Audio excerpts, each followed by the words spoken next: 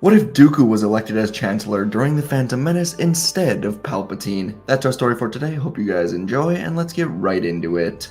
Our story begins on Coruscant, not long after Chancellor Valorum has been effectively removed from his position as Chancellor of the Republic, and Senator Palpatine of Naboo is speaking to Queen Amidala of Naboo, telling her that he's been nominated for the position, along with Senators Ainley Team of Malastare and Bail Antilles of Alderaan.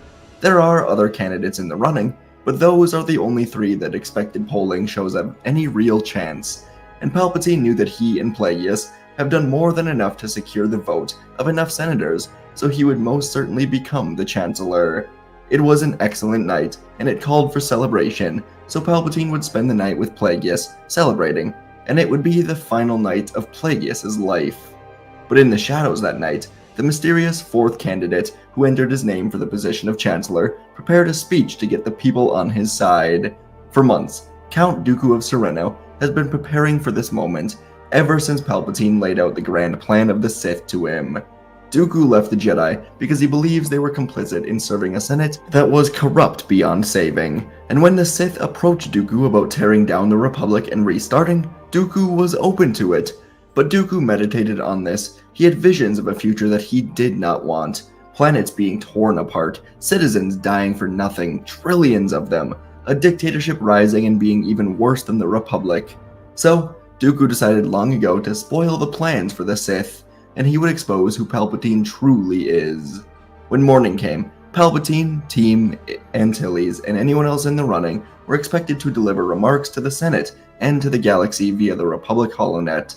Palpatine's speech was far and away the best of them all, but as everyone thought the election to be basically wrapped up, the surprise candidate was announced: Count Dooku, former Jedi Master. The galaxy and the senators were shocked by this, but not nearly as shocked as Palpatine himself. By the time Palpatine saw what Dooku was doing, it was far too late to do anything, but he was also smart enough to know he should get off planet immediately and figure out exactly what is going on. But inside of the Jedi Temple, as Dooku began speaking, a beacon went off in the council chambers. Dooku left the Jedi a message detailing everything about Sidious, and also laying out 3 locations he may be at right now. And upon hearing this, the Jedi would split off into 3 squads of 10. Windu led one, Ki-Adi-Mundi led one, and Yoda led one as they all took off into the locations given by Dooku. In the Senate, Dooku would rise up in the main pod, and he began his speech. And it would go like this: People of the Republic, I have been called to serve you for many years.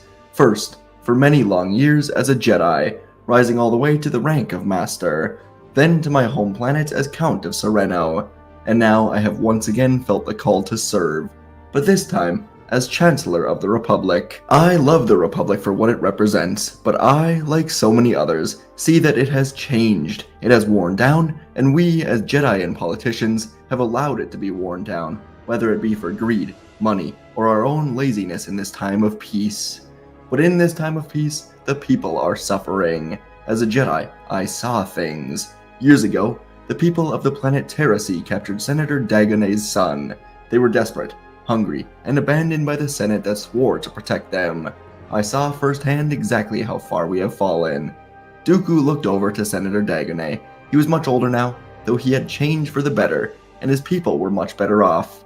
And Dooku continued, saying, In my years as a Jedi, I have traveled the galaxy and seen many different worlds in the Outer Rim, Mid-Rim, and Core, and I lost faith after seeing so many worlds suffer, with no way to make real change. So I went home, and I served as Count to my home planet, bringing swift peace to a long-lasting conflict, and Serenno is now one of the most prosperous worlds in our galaxy. Dooku looked around, seeing the senators were truly paying attention to him, and he continued saying, In my vulnerability, in my desperation for restoration of this once great republic, I was approached by a man who had a way to bring change, but it would have costed the lives of trillions through war and suffering, only to bring about an empire in his name. And Dooku played a message he secretly recorded, where Palpatine himself told Dooku that in time, the Republic and the Jedi will fall, and the Empire will rise under the Sith. The crowd gasped, yelling out in anger, and Dooku continued, saying, I strive for a day when the people of the Republic feel safe, and in order to do this, we must eradicate corruption of Palpatine and the Sith.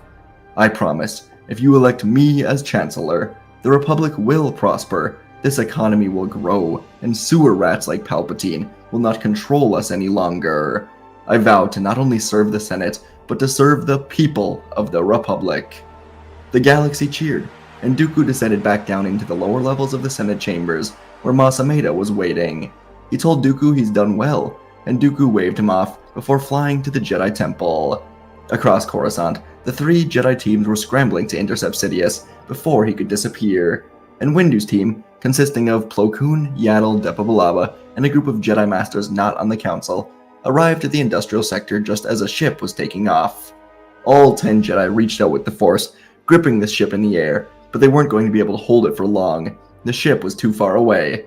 So Windu made a choice, twisting his wrists with the Force to crush the engines, and the ship erupted in a huge explosion, crashing hard down into the sector floor, where more explosions went off. The Sith Lord was gone, and the Jedi looked to each other, knowing that it had to be done. Across the galaxy, on Naboo, Darth Maul was dueling with Obi-Wan Kenobi and Qui-Gon Jinn on the bridges of the plasma refinery when he felt this shift in the Force. Something happened to his master. He was either greatly injured or maybe even dead, and this singular moment of hesitation allowed Qui-Gon to cut through the blade of Maul, and Obi-Wan sliced Maul across the chest, severing into his heart, and with a final gasp, Maul died before falling forever down the plasma refinery to never be seen again. Jinn and Kenobi won, and they would soon see young Skywalker save the people of Naboo by blowing up the droid control ship. As the Jedi rode back together, they would contact the Council and receive a recap of all of the shocking news, including something Qui-Gon never saw coming. The Senate just voted to elect Dooku as Chancellor of the Republic, as Palpatine was exposed to be a corrupt Sith Lord, and the other 2 candidates didn't show nearly as much strength and vulnerability as Dooku.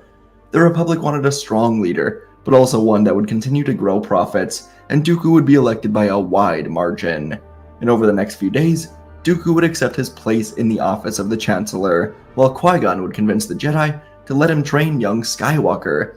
Things were good, and there was much work to be done to reform a galaxy in need of strong leadership. And the galaxy would begin a new era. Under Dooku's chancellorship, the Republic would undergo significant transformations. Dooku, a former Jedi with a deep sense of justice and a strong belief in the Republic's potential, would use his position to tackle corruption head-on. Understanding that the corrupt corporations like the Trade Federation and the Techno-Union are deeply entrenched in the Republic's political system, Dooku would decide to take a pragmatic approach. As one of his first moves in office, instead of confronting these entities directly, he would propose a radical shift in military policy, the creation of a galactic army composed of civilians. But each planet was encouraged to form its own army with funding from the Republic, thereby decentralizing military power and fostering a sense of local responsibility. The corporations, sensing an opportunity, would throw their support behind Dooku's proposal, eager to secure lucrative contracts for producing weapons and equipment. This approach allowed the corporations to grow their profits while aligning with Dooku's vision of a strengthened Republic.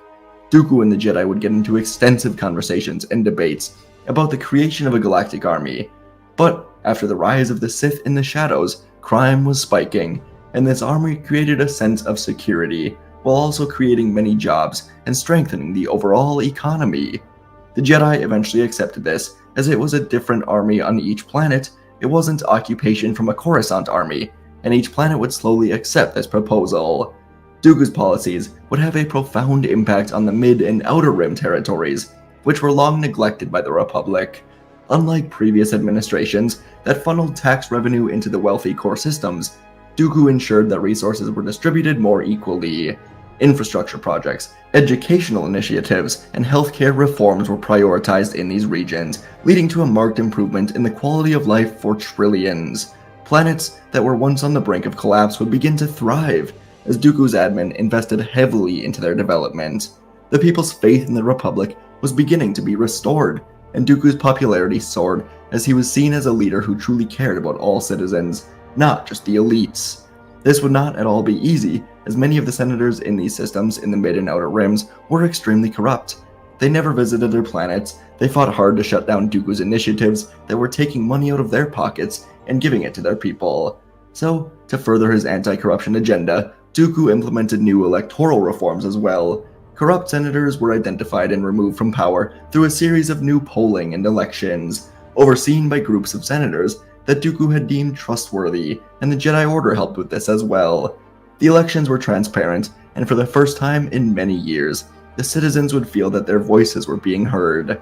The Senate, once a building of corruption, wealth, and greed, would begin to transform into a body that genuinely represented the interests of the people. Profits would continue to make the senators wealthier, something that Dooku just had to accept, while also making each planet stronger and happier. The Jedi, who have long been confined to Coruscant and to being lapdogs of the Senate, were tasked with overseeing these reforms and ensuring their integrity. Dooku would also oversee the expansion of the Jedi Order's influence across the galaxy. Recognizing the importance of their presence in maintaining order, providing aid, he supported the construction and the restoration of Jedi outposts on planets in the Mid and Outer Rim.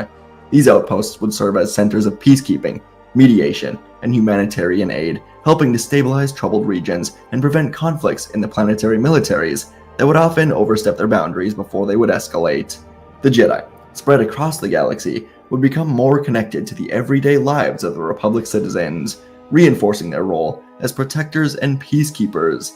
There was a lot of tension at times, as the local militias didn't love oversight from the Jedi, but more often than not, the conflicts would settle themselves as planets were thriving. After a few years of successful governance, Dooku would see the need to bring fresh perspectives into his administration.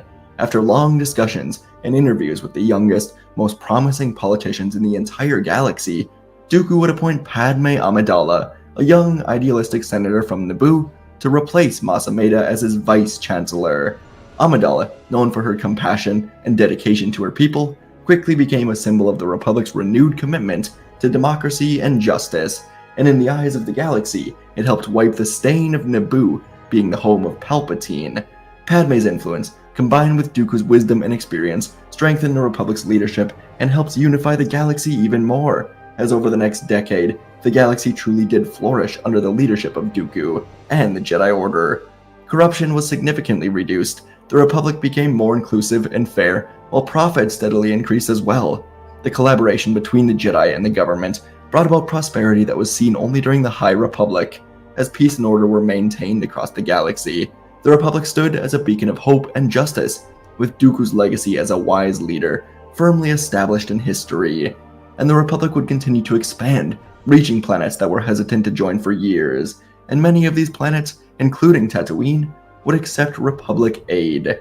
Qui-Gon Jinn and his Padawan Anakin Skywalker were among the Jedi that were constantly on missions, providing aid, freeing people from worlds littered by crime and slavery.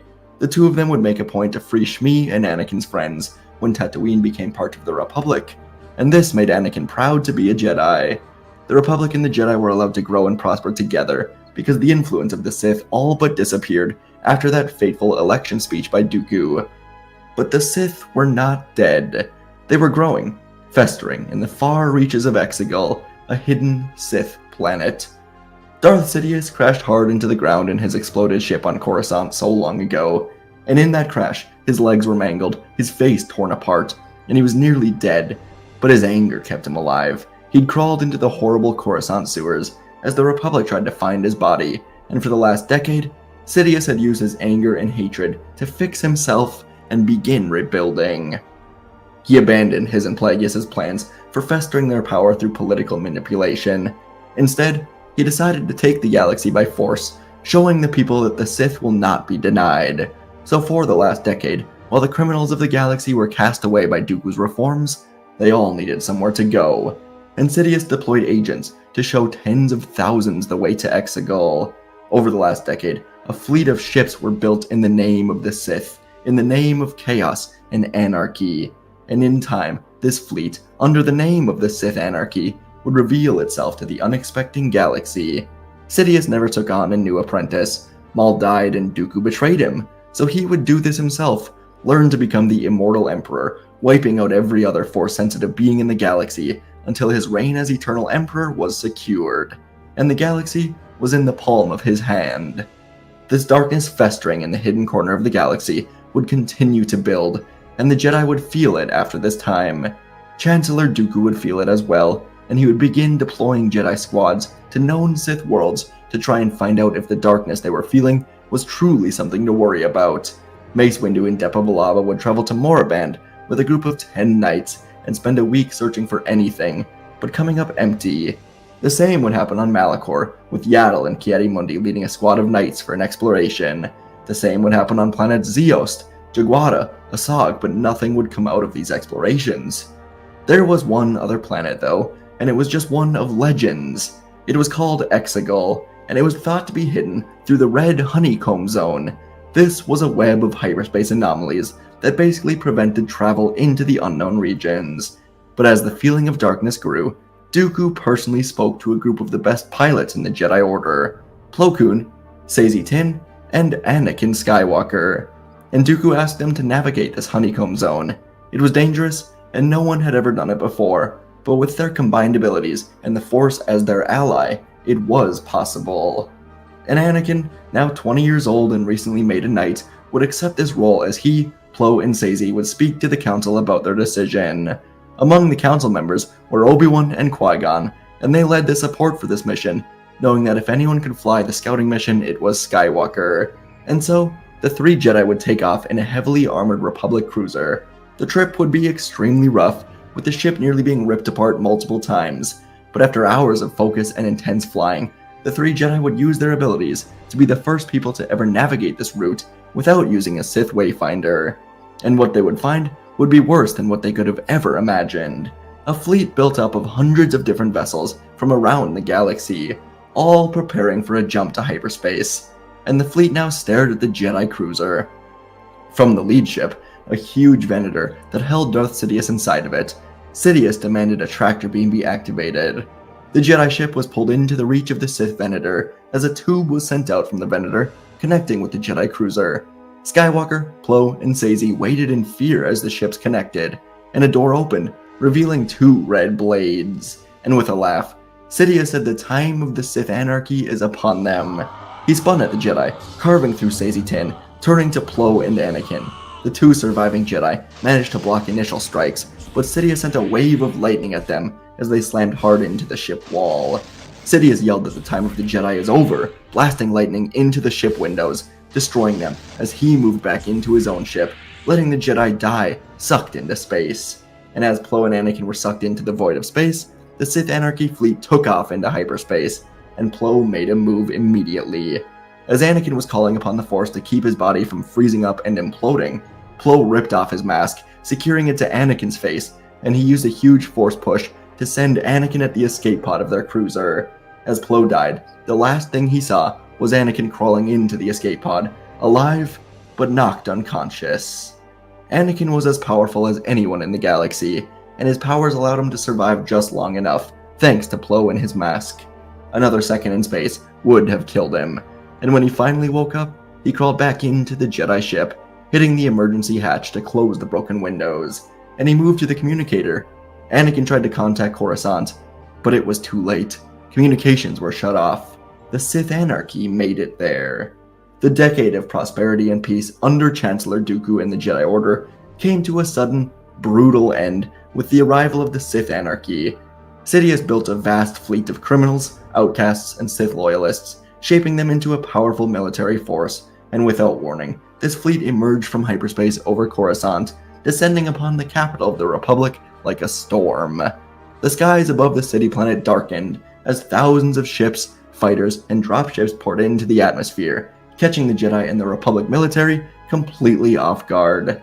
Panic would quickly spread through the streets as citizens scrambled for safety, and the planetary defenses, unprepared for any assault of this magnitude, were immediately overwhelmed. The Jedi Temple, the symbol of peace and justice forever, became the first target of the Anarchy's wrath. In a coordinated assault, the Sith warriors and the mercenaries would breach the temple's defenses, shooting down any Jedi who attempted to defend their home. Masters and temple guards fought, while knights and Padawans evacuated with the younglings into the underworld. The halls of the temple echoed with the clash of battle and the cries of dying Jedi. The walls, training rooms, peaceful meditation areas, and chambers of peace crumbled under the relentless assault from this anarchy, and the temple itself would fall into ruins. As the last of the defenders were shot, the few surviving Jedi were forced into retreat into the shadows as their order felt shattered. The Jedi that were off-planet, including Windu, Yaddle, Balaba, Mundi, and the rest that were out exploring Sith worlds, were not here to defend the temple as it fell, and Grand Master Yoda would be among those who died protecting the temple. Simultaneously, the Senate building was surrounded by the forces of the Anarchy. The Republic's leaders, stunned by the suddenness of this attack and the ferocity of their enemies, had little choice but to surrender. The senators found themselves powerless as they were taken into custody to overrun Republic prisons. Chancellor Dooku stood alone in his office as Darth Sidious himself would enter. The Dark Lord was here for his revenge, and Dooku, though a powerful leader and former Jedi, was no match for Sidious.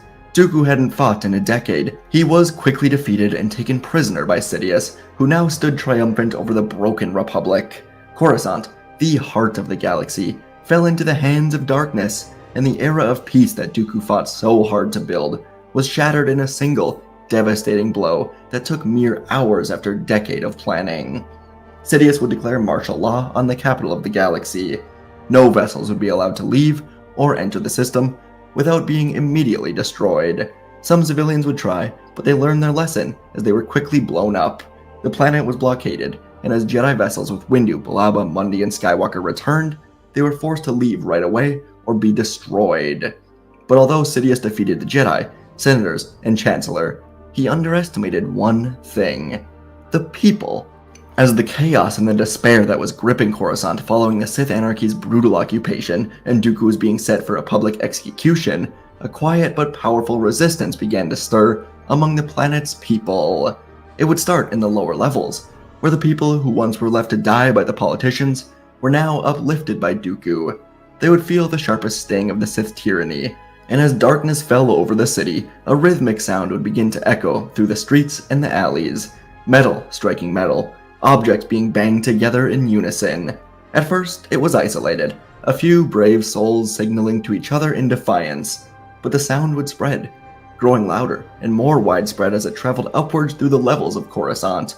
The rhythmic clanging became a unified signal, a heartbeat of rebellion that moved through the city, igniting a spark of hope in the hearts of billions. The Sith Anarchy, though powerful and very united, was unprepared for the scale of resistance that would begin to unfold. The constant, unrelenting noise of the citizens' defiance would breed paranoia among the Anarchy. They could sense the tide turning, but couldn't pinpoint the source of this unease. The clanging became a rallying cry, and the citizens of Coruscant began to mobilize. Small acts of sabotage and defiance escalate into coordinated attacks. Armed with whatever weapons they could find or fashion, the people striking back against the Sith forces, targeting their supply lines, communications, and patrols. The military centers of Coruscant were freed first, allowing the army to run out and fight back. The resistance spreads like wildfire, and Sidious could feel it. He asked his men where these fighters were coming from, and with a pale, scared face, Sidious's men said these weren't fighters. They were just people. In the captured Jedi Temple, citizens swarmed the occupied halls, overpowering the Anarchy guards with sheer numbers. They liberated the few surviving Jedi who'd been imprisoned, reigniting a flame of hope among the defenders of peace as their lightsabers were reignited and the Jedi returned from the underlevels. The same scene was unfolding in the Senate building, where senators and their aides, previously held captive, were freed by the citizens who stormed the structure. Padme was leading the fight against these anarchists, and Dooku, still a prisoner, was overwhelmed by the outpouring of loyalty and courage from the people he's been leading. He could tell Sidious was planning something, and he knew it would kill so many more innocents, and Dooku realized what was happening. Sidious was about to call for a planetary bombardment to basically wipe out everyone that was uprising. So Dooku dove at Sidious, knocking one of his blades to the ground along with his communicator. Sidious ignited his other blade, slicing at Dooku, and Dooku managed to get his handcuffs in the blade's path, getting them cut off, and he dove for the other blade on the ground.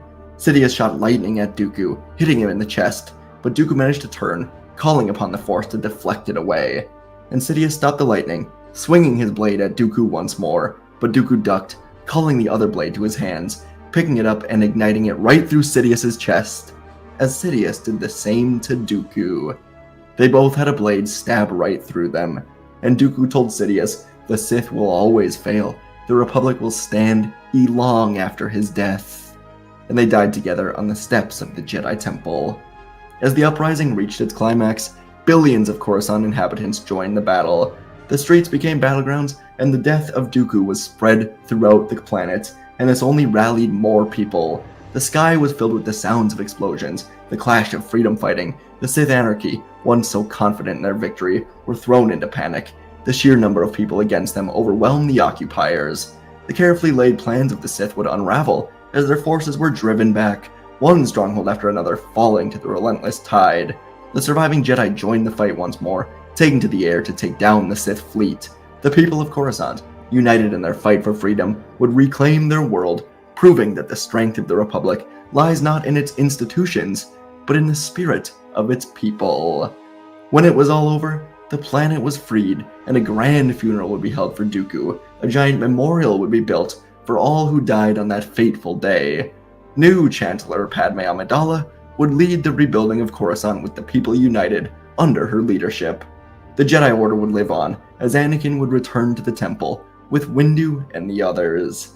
Anakin would be heartbroken as he found Qui-Gon Jinn dead in the council chambers. He fell protecting a group of younglings as they escaped with Master Kenobi, who now put a hand on Anakin's shoulder, saying they will honor Jinn's memory and he will always live on through them. Chancellor Amidala would bring the Jedi to her aid for Coruscant missions. Skywalker and Kenobi would lead these missions, as Grandmaster Windu focused on making sure the Order was alright, and together, the Republic would prosper and move on, even after Dooku's death, as he set up the Republic and the Jedi Order to survive for as long as it possibly could. And folks, that is our story for today. Our story begins on Sereno, the homeworld of Count Dooku, Sith apprentice and leader of the Separatist Alliance. The Clone Wars have been going on for over a year at this point, and Dooku was tracking the battle above Sullust that his powerful apprentice, Asajj Ventress, was leading. There was a disturbance or a vergence in the Force whenever Asajj now dipped into her dark powers. She was growing quite strong, and Dooku couldn't help but let his mind race as he often contemplated the fate of Ventress. Perhaps, in time, Dooku would eliminate his master and replace him as the true Sith Lord, with Ventress as his apprentice. But as Dooku was deep in thought, his communicator began to beep, indicating that Darth Sidious was attempting to contact him. Dooku knelt, answered the call, only to find out that Sidious has also noticed the growth of Ventress over these past weeks and months. Sidious told Dooku that she has become far too powerful and too important to Dooku, and Sidious said he would hate to discover that Dooku is training an apprentice to destroy him, and he told Dooku to prove his true loyalty to him by killing her, and Dooku felt like he had no choice. The call was ended, and Dooku would put on a stoic face, hiding his feelings of regret and disappointment, as he contacted the Separatist fleet above Sullust, ordering them to target the command ship hangar that Ventress just crashed in after being shot down by Anakin. The droids complied without hesitation, but inside of the Separatist hangar, Ventress was inside of her crashed ship as Skywalker and Kenobi landed with her. Ventress was left with very few options, so she contacted Dooku directly, asking for reinforcements. Dooku answered, and as he looked to his loyal apprentice, Dooku's expression wavered as he sighed, saying he has been ordered to eliminate her. Ventress's expression went to surprise and fear, and Dooku pursed his lips, deciding he can't do it. Ventress didn't deserve to go like this. So, Dooku told her to steal one of the Jedi ships, go to Dathomir, he will find her there. Ventress expressed her gratitude, and she would get out of this ship, duel the two Jedi, and ultimately she would use the Force to push both of them away before jumping into Kenobi's starfighter. And so the Separatist ship began to explode. Ventress would escape, leaving Anakin and Obi-Wan, who would escape together, using Ventress's ship to just barely get out in time as they were rescued by their own clone troopers. Ventress jumped to hyperspace, and soon Dooku would once more make contact with Darth Sidious, telling him it is over. Ventress is dead. Sidious's lips curled into a smile that Dooku truly had begun to hate, and he told Dooku he has done well before once more ending their communications. Dooku whispered into the air that he will be seeing him soon, and he prepared his ship for Dathomir. Above Sullust, when this battle was over with a Republic victory, Anakin and Obi-Wan would file their mission report, and in this report, they would mention their encounter with Ventress and detail her escape, though she disappeared immediately. This report would make its way to the Jedi Council, and soon to the office of the Chancellor. And hours later, on Dathomir, Count Dooku would land his personal ship and walk through the red, foggy forest towards the Night Sister fortress. He would be surrounded by Night Sisters holding various types of weapons, but before long, both Asajj Ventress and Mother Talzin would emerge, telling the sisters to stand down. Asajj would kneel in front of Dooku, telling her master that his belief and faith in her will not go unrewarded. Dooku nodded with appreciation and said it's time to separate from Sidious and truly win this war versus the broken Republic. Dooku looked at Talzin and asked if she and the sisters will help in this assassination of Sidious. Talzin despised Sidious for taking Maul from her, but she could not risk directly interfering with Sidious, so she told Dooku she will help him gain an advantage in battle, but she will not go with them. Dooku and Ventress would follow Mother Talzin inside, and the two of them would undergo a ritual where Talzin and the Night Sisters assembled a potion that would turn Dooku and Ventress into translucent shadow beings made from the Dathomir mist, as this would allow them to sneak into Sidious's home undetected. Dooku and Ventress looked to each other, and Dooku would tell Ventress that after tonight, she will officially be a Sith Lord. Hours later, on Coruscant, the city that never sleeps was quieter than usual, almost too quiet. Chancellor Palpatine had returned back to his apartment in 500 Republica for the night, and he gave his security the night off, despite all of the security members saying this was a bad idea during wartime. Palpatine just told them to get some rest, and he will see them in the morning. So, the huge building would be dark and quiet as the two shadow figures, Dooku and Ventress, infiltrated the building from the top secret passageway from underground that Sidious used to travel to the Sith lair deep in the industrial sector. The two of them moved through the building, avoiding being seen, and soon they stood in front of Palpatine's door. Dooku told Ventress their mission before they had arrived: kill Sidious in his sleep and get out of here. Ventress was still grappling with the reality that the Chancellor of the Republic was also the Sith Master, ruler of the CIS. She was angry it was kept hidden from her, but she also admired the pure genius of all of it. And now, he will die. Ventress jumped into the vents, then dropped down into Palpatine's room, shutting down the door security protocols before sliding it open for Dooku. They moved carefully together, and they looked to the bed where Sidious should be, but it was empty. And from the doorway, a series of locking sounds could be heard as Darth Sidious ignited his lightsaber and revealed a secret that he'd never told Dooku. He has not slept in over a decade. He has mastered sleep, and he has been waiting for them. Dooku and Ventress both ignited their blades, and Sidious closed his eyes. He could not see them, but he could certainly feel them in the Force. And so Dooku and Ventress would move in without sound, as Sidious stood at the room's center, golden eyes closed, breathing steady. Dooku struck first, a silent thrust from behind, blade emerging from the shadow figure as Sidious spun away just in time. His own lightsaber carving through empty air as Ventress coiled around him, her own strikes emerging from every angle. Sidious parried with unnatural precision, his blade weaving around the two of them before he lashed out with the Force, sending lightning through the suite, toppling statues, forcing both Dooku and Ventress to block. The shadow forms of Dooku and Ventress backed up behind a wall that Sidious suddenly destroyed with the Force, before once more bathing the room in his raw, crackling lightning powers, this time engulfing both of them in the lightning. The shadows were in pain, and then the attack ceased. There was silence as Sidious smirked. But then he felt it. A poison dart was just shot into his neck by Ventress that was given to her by Talzin. And while Sidious was distracted with his lightning, the dart went into his neck. He staggered backwards, visions going blurry, and once more, the duel was reignited. Dooku and Ventress began raining down heavy blows on the Sith Lord, as Sidious used the Force to guide his attacks, and also try to calm the poison flowing into his blood. As Sidious fought, he realized the poison, along with their invisibility, was going to be too much to overcome. Dooku was an elite duelist. Ventress exceeded all of Sidious's expectations. She could take on both Anakin and Obi-Wan at once. So, with Dooku by her side, she was extremely powerful. They fought near the window now, and their lightsabers cut through the glass, as Sidious nearly slipped and fell thousands of stories to the ground below. The poison was really getting to him, and as he rose his blade to strike, Ventress flipped over Sidious, and Dooku force pushed him towards the window opening. As Sidious flew through the air, Ventress stabbed both of her blades into Sidious's back, holding him in the air as Dooku approached, telling Sidious his usefulness has come to an end before cutting off his head. Dooku looked to Ventress as both of them were breathing heavily, and Dooku told her to kneel before pronouncing her as his true Sith apprentice, henceforth known as Darth Fatale. With Sidious dead, the two of them would discreetly leave Coruscant, go back to Dathomir to have their true forms restored, and Dooku would contact General Grievous, telling him to gather as large of a fleet as he can, prepare for an attack on Kamino. Dooku was done playing both sides of this war. It was time for the Republic to lose, and for the Jedi Order to see just how terrible the Republic they serve really is. Grievous would respond with glee, and the next week would be spent in preparation.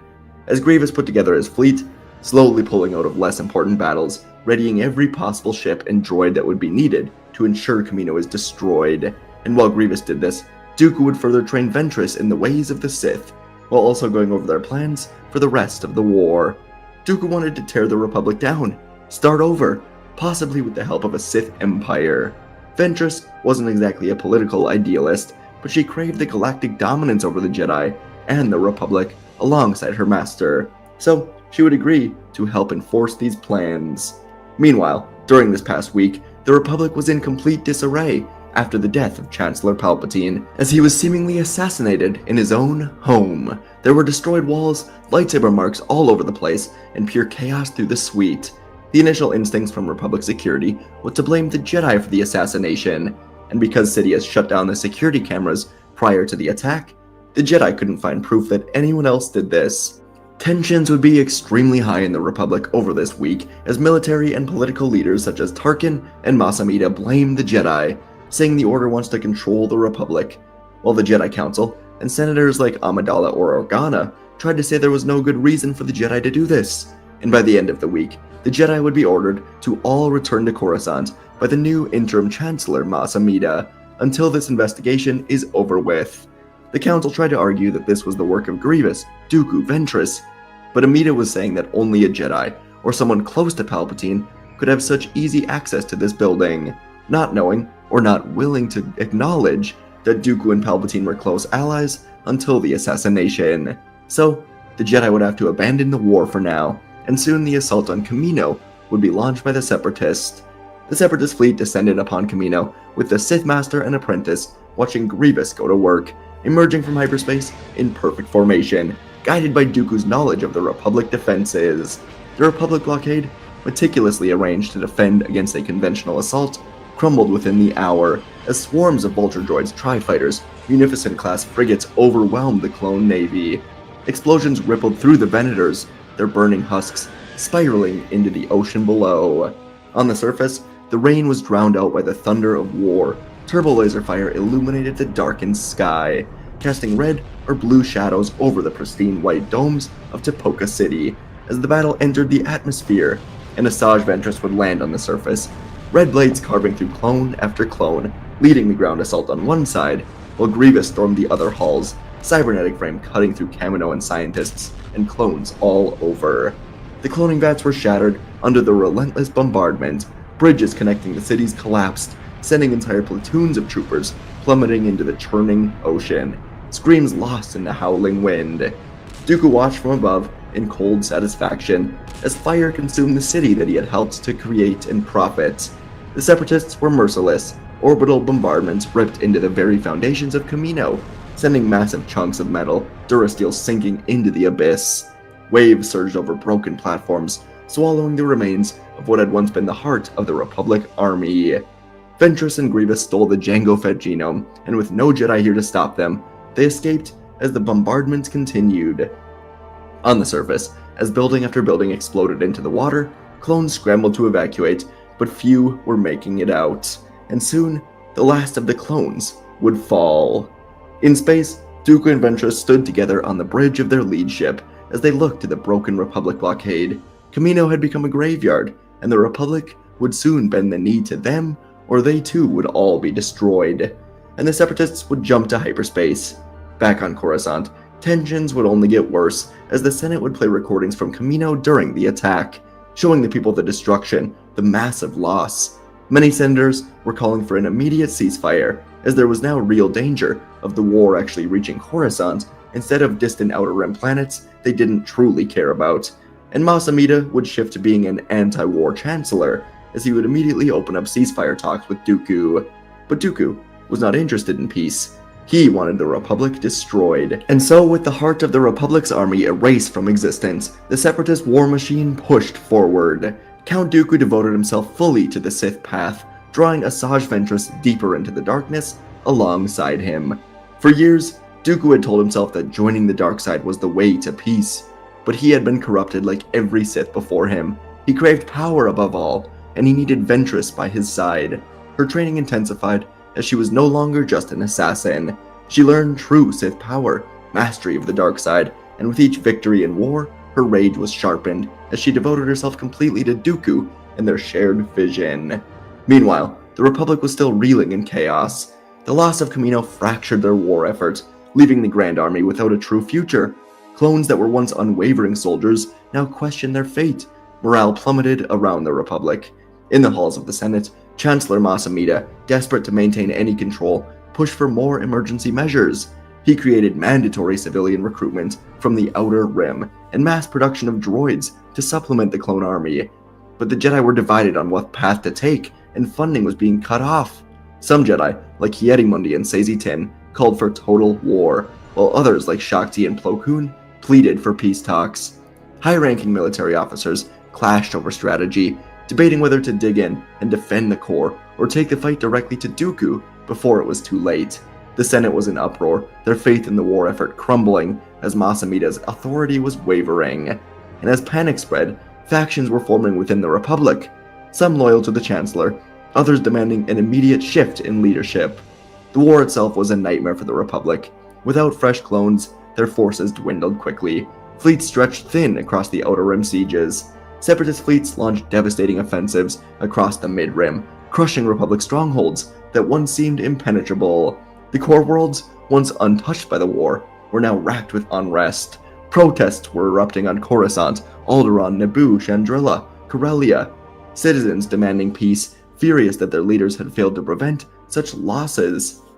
Senators who once voted for war now called for ceasefires, fearing that every battle fought was another step towards the Republic's collapse, and the Separatists would only be emboldened by their victories, pushing further and further, as Dooku would soon hold the fate of the galaxy in his hands. And eventually, the Jedi Order would abandon the Republic, seeing far too late what Dooku saw long ago. The Senate was made up of greedy politicians, fighting for their own wealth, not for the people. And so the Jedi would take things into their own hands by leaving Coruscant and going out to the planet Tanalorr, deep in the Outer Rim. Yoda had the last remaining compass to take them to this hidden planet, strong in the Force.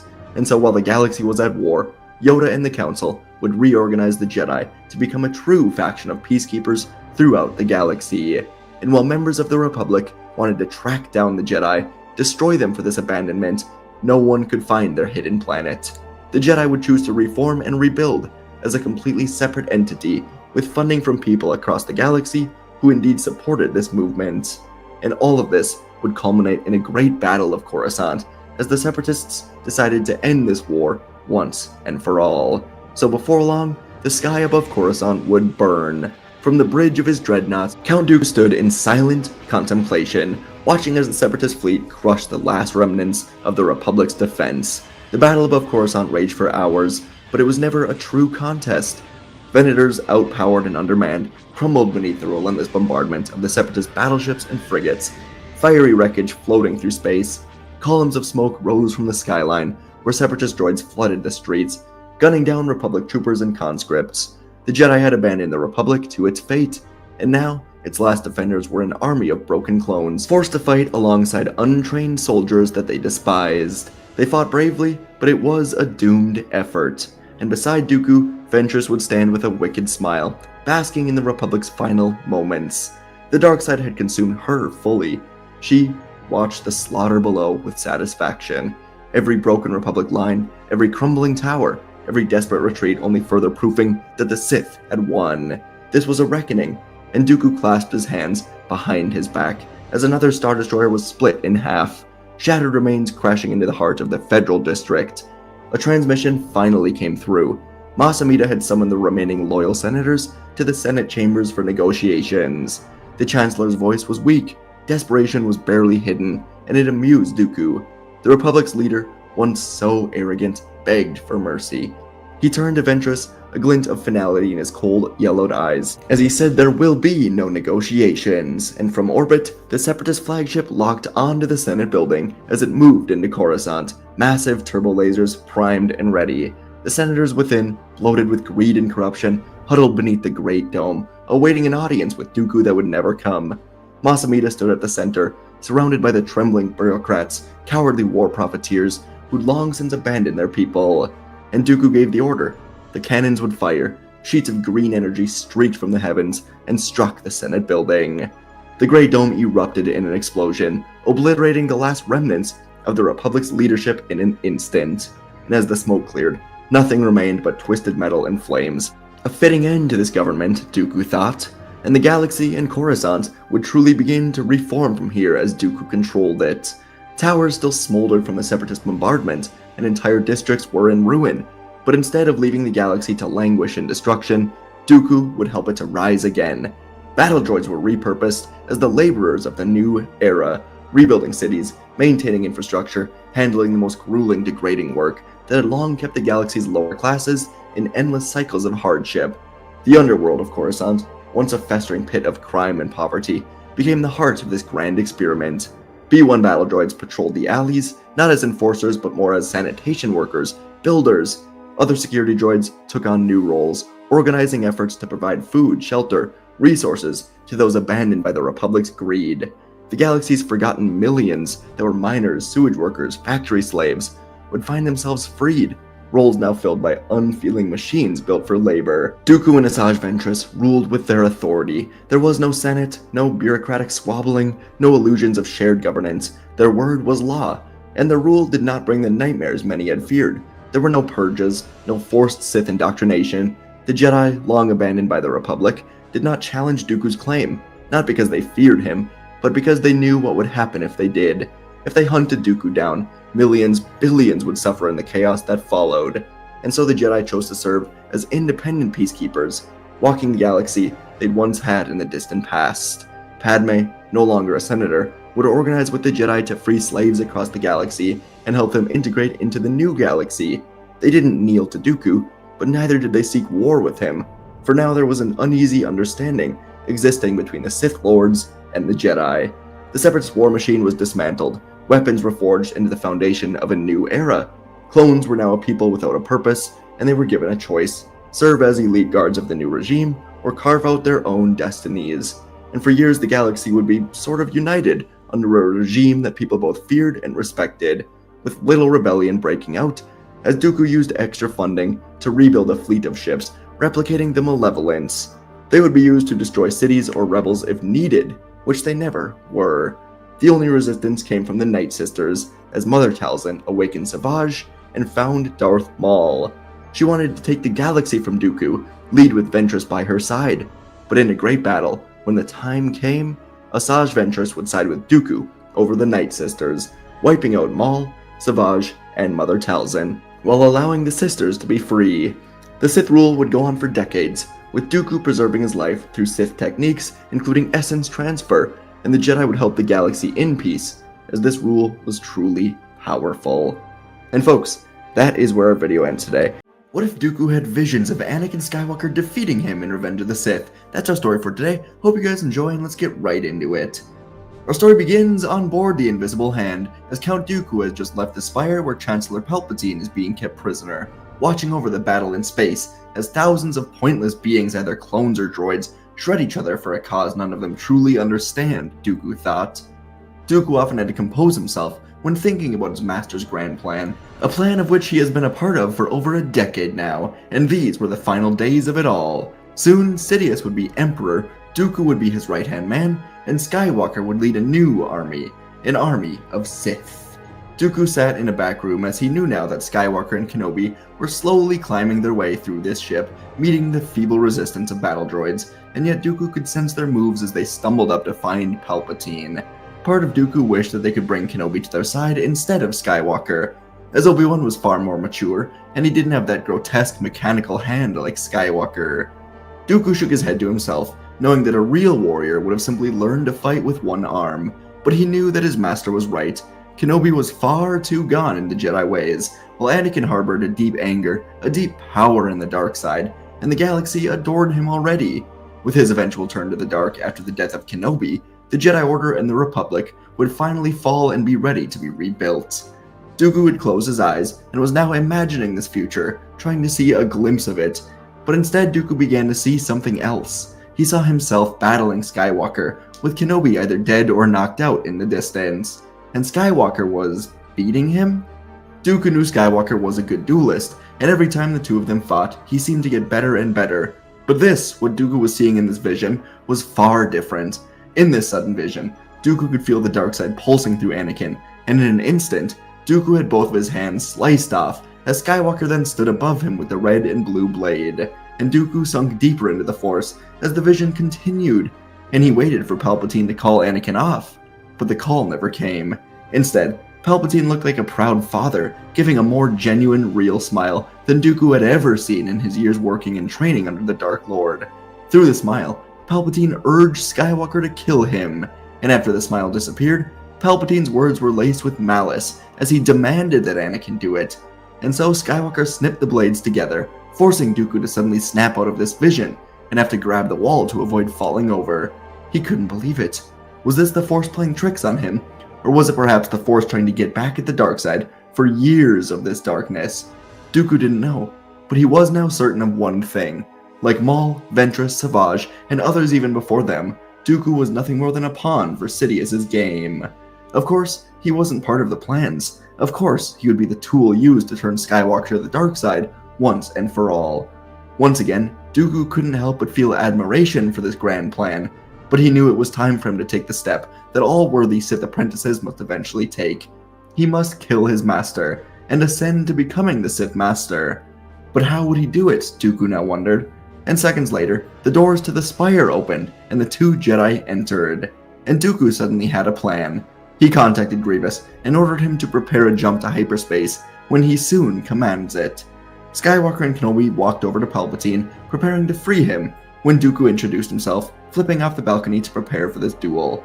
Dooku knew that Palpatine was beyond intelligent. It would take some distraction in order to kill him, and so Dooku ignited his red blade with the two Jedi together, and he began dueling them through the spire. The three of them moved through the lower level, with Dooku forcing Anakin on the defensive, and forcing Obi-Wan on the offensive, making both of them duel in ways they were not comfortable with. Dooku knocked Obi-Wan away, spinning to the stairs as Anakin followed him up, clashing their blades together. Obi-Wan cut through a pair of super battle droids before joining the duel atop the stairs, and Dooku was already ready for them. Anakin lunged forward, allowing Dooku to kick him hard into the wall, and Dooku reached out, grabbing the vulnerable Kenobi with the Force, throwing him hard into the far wall, before lowering part of the balcony onto his lower body to keep Obi-Wan trapped for now. And Dooku made sure Obi-Wan's lightsaber fell into perfect position before he took on Skywalker. And as Dooku and Anakin were once more battling, Dooku was kicked off of the balcony, and he could feel Palpatine's pleasure in watching Anakin. This was good. He was distracted by Skywalker. Dooku backed up through the main area of the spire, making it look like Anakin was beating him, and as Palpatine's head was completely turned away from Obi-Wan, Dooku made his move. He got into a lightsaber lock with Anakin, straining to hold the boy back, and Dooku closed his eyes, finding Obi-Wan's lightsaber with the Force, and in a split-second move, Dooku guided it through the air, igniting the blade, and it flew directly through Palpatine. The Chancellor gasped, and Anakin saw it happen. He broke off from Dooku and ran to Palpatine, as his eyes went from confusion to fear, and finally to complete blankness, as his body fell in two pieces to the floor. Anakin felt numb. The man he saw like a father was now dead in front of him. He couldn't save Palpatine, and Anakin dropped to his knees, and if Dooku wanted, he could have killed Anakin right here, right now. But Dooku moved behind Anakin and he ignited his lightsaber once more. This woke Anakin up from his dazed sadness, and he felt anger rising, the same anger and fury he felt when he couldn't save his mother. And Anakin turned to kill Dooku, only to find him standing with Obi-Wan's unconscious body in front of him with a lightsaber to his neck. Anakin pointed his blue blade at Dooku, and Dooku told Anakin that if he takes another step, his master will die. Anakin forced himself to remain calm, and he extinguished his blade, with the anger beginning to calm down inside of him. He realized that if Dooku wanted him dead, he already would be. So instead he asked Dooku what it is that he wants. Dooku smiled, satisfied, then used a bit of a force pulse to make Obi-Wan wake up and take in the situation. He still had a red blade at his neck, but the Chancellor was dead. Anakin was alive, but not exactly in a great position, and Dooku just asked them to listen. For all these years, Dooku never saw himself as a true villain. He was blinded by the war, by the need to tear down the Republic, and he was seeing now that he has become exactly what he swore to destroy so long ago. He was the poison to the Republic. But it was too late to turn back, Dooku knew. And now he asked Obi-Wan if he remembered what he told him so long ago on Geonosis, about the Republic being under the control of a Sith Lord. Obi-Wan nodded. He remembered that moment vividly, and it was something he and the Council often agonized over. Dooku gestured toward Palpatine, telling the Jedi he did not lie. And Anakin reignited his blade, angrily telling Dooku that cannot be true. That's impossible. Palpatine was his greatest mentor, as close to a father as anyone. But Dooku reached his hand out, pulling a lightsaber out of the robes of Sidious, and ignited it to reveal the blood-red color. Anakin yelled out that Dooku planted it there, but Obi-Wan told Anakin to stand down. He believed Dooku, and Anakin was forced to accept this as truth. Obi-Wan looked up, and he asked Dooku why he was doing this now. Why go through all of this just to kill Palpatine? And Dooku said he removed his own blinders, and he finally saw the truth. That he was nothing more than a pawn that had to be removed from Palpatine's board in order for his new apprentice to step up. And Anakin felt a wave of sadness, embarrassment, and regret inside of him. Obi-Wan asked who this new apprentice was, and Anakin spoke up, saying it was going to be him. Dooku nodded, saying he knew Anakin would see the truth eventually. And now Dooku asked both of them to look at the Republic they are serving. It is beyond corrupt. It must be torn down. A new system must be created, with him in control. The Jedi just looked to each other, and Obi-Wan said, "Oh, I don't think so," as Anakin threw a light from the wall at Dooku's head, forcing him to duck as Obi-Wan flipped up, grabbing his lightsaber. And now things were reset as they were at the start of all of this. Anakin and Obi-Wan stared down Dooku, and the two Jedi moved in together, with Obi-Wan urging Anakin to stay calm, and Dooku drove a series of flashing thrusts toward Kenobi's legs, drawing the Jedi Master into a flipping overhead leap, so Dooku could burn through Kenobi's spine from kidneys to shoulder blades. This plan was so clear in Dooku's mind that he almost failed to notice that Kenobi met every one of his thrusts without so much as moving his feet, staying perfectly centered, perfectly balanced, his blade never moving more than a millimeter more than necessary. And that's when Skywalker moved in on him, and Dooku found himself having a very bad feeling about this. Skywalker and Kenobi were perfectly united, and Skywalker was all over him. His blue lightsaber whirled around, and Dooku's defenses were faltering under the power of Anakin's strikes. Dooku was being backed up, barely deflecting the non-stop onslaught from the two Jedi, realizing they were getting stronger while he was faltering. And in a quick final move, Obi-Wan knocked his lightsaber away, and Anakin spun in, grabbing Dooku's wrist and cutting through one of his hands, as Dooku was kicked hard to the floor, looking up to see the blades of Anakin and Obi-Wan pointing in his face. The Jedi duo beat him, and Dooku took this split second to activate his comms and bark "Now" to Grievous. Anakin sliced off the other wrist, and a second later the ship tilted heavily, finding an opening, and it jumped to hyperspace. Anakin frustratedly moved in to kill Dooku, but Obi-Wan stopped him and said they'll need him alive in order to prove that Palpatine is a Sith. Anakin backed off, but he still hit Dooku with a forced push, slamming him hard into the wall and knocking him out. And he asked Obi-Wan what they do now. Obi-Wan said they'd find a way out of here, so they grabbed Dooku's body and began running back through the ship, heading for the hangar. But in the halls, Skywalker and Kenobi would soon find General Grievous as he emerged from a door with 4 of his Magna Guards, igniting all 4 of his lightsabers with excitement. He would rescue Dooku, and he would prove his worth. But Anakin and Obi-Wan had other ideas, and Anakin's blue lightsaber ignited as he deflected the first strike from a Magna Guard's electro staff as the other 3 moved to encircle him. Obi-Wan flipped over Anakin, and he sprinted at Grievous as Anakin kept the guards occupied. Each guard's fluid yet mechanical motion was strong, their staffs crackling with purple energy. But Anakin spun and carved through their attacks, and defeating them would not take long. He heard Obi-Wan begin his duel with Grievous, and Anakin cleaved through the first guard with a sweeping slash, its metallic form collapsing to the ground. With a twirl of his wrist, he deflected another strike, and he brought his saber down on the next guard, destroying it in a fluid motion. The final 2 lifted their staffs at the same time, and Anakin force pushed them into a wall, both of them exploding in a fire. Across the hallway, Obi-Wan Kenobi faced down General Grievous, his green and blue sabers spinning through the floor as Kenobi was clashing violently with him.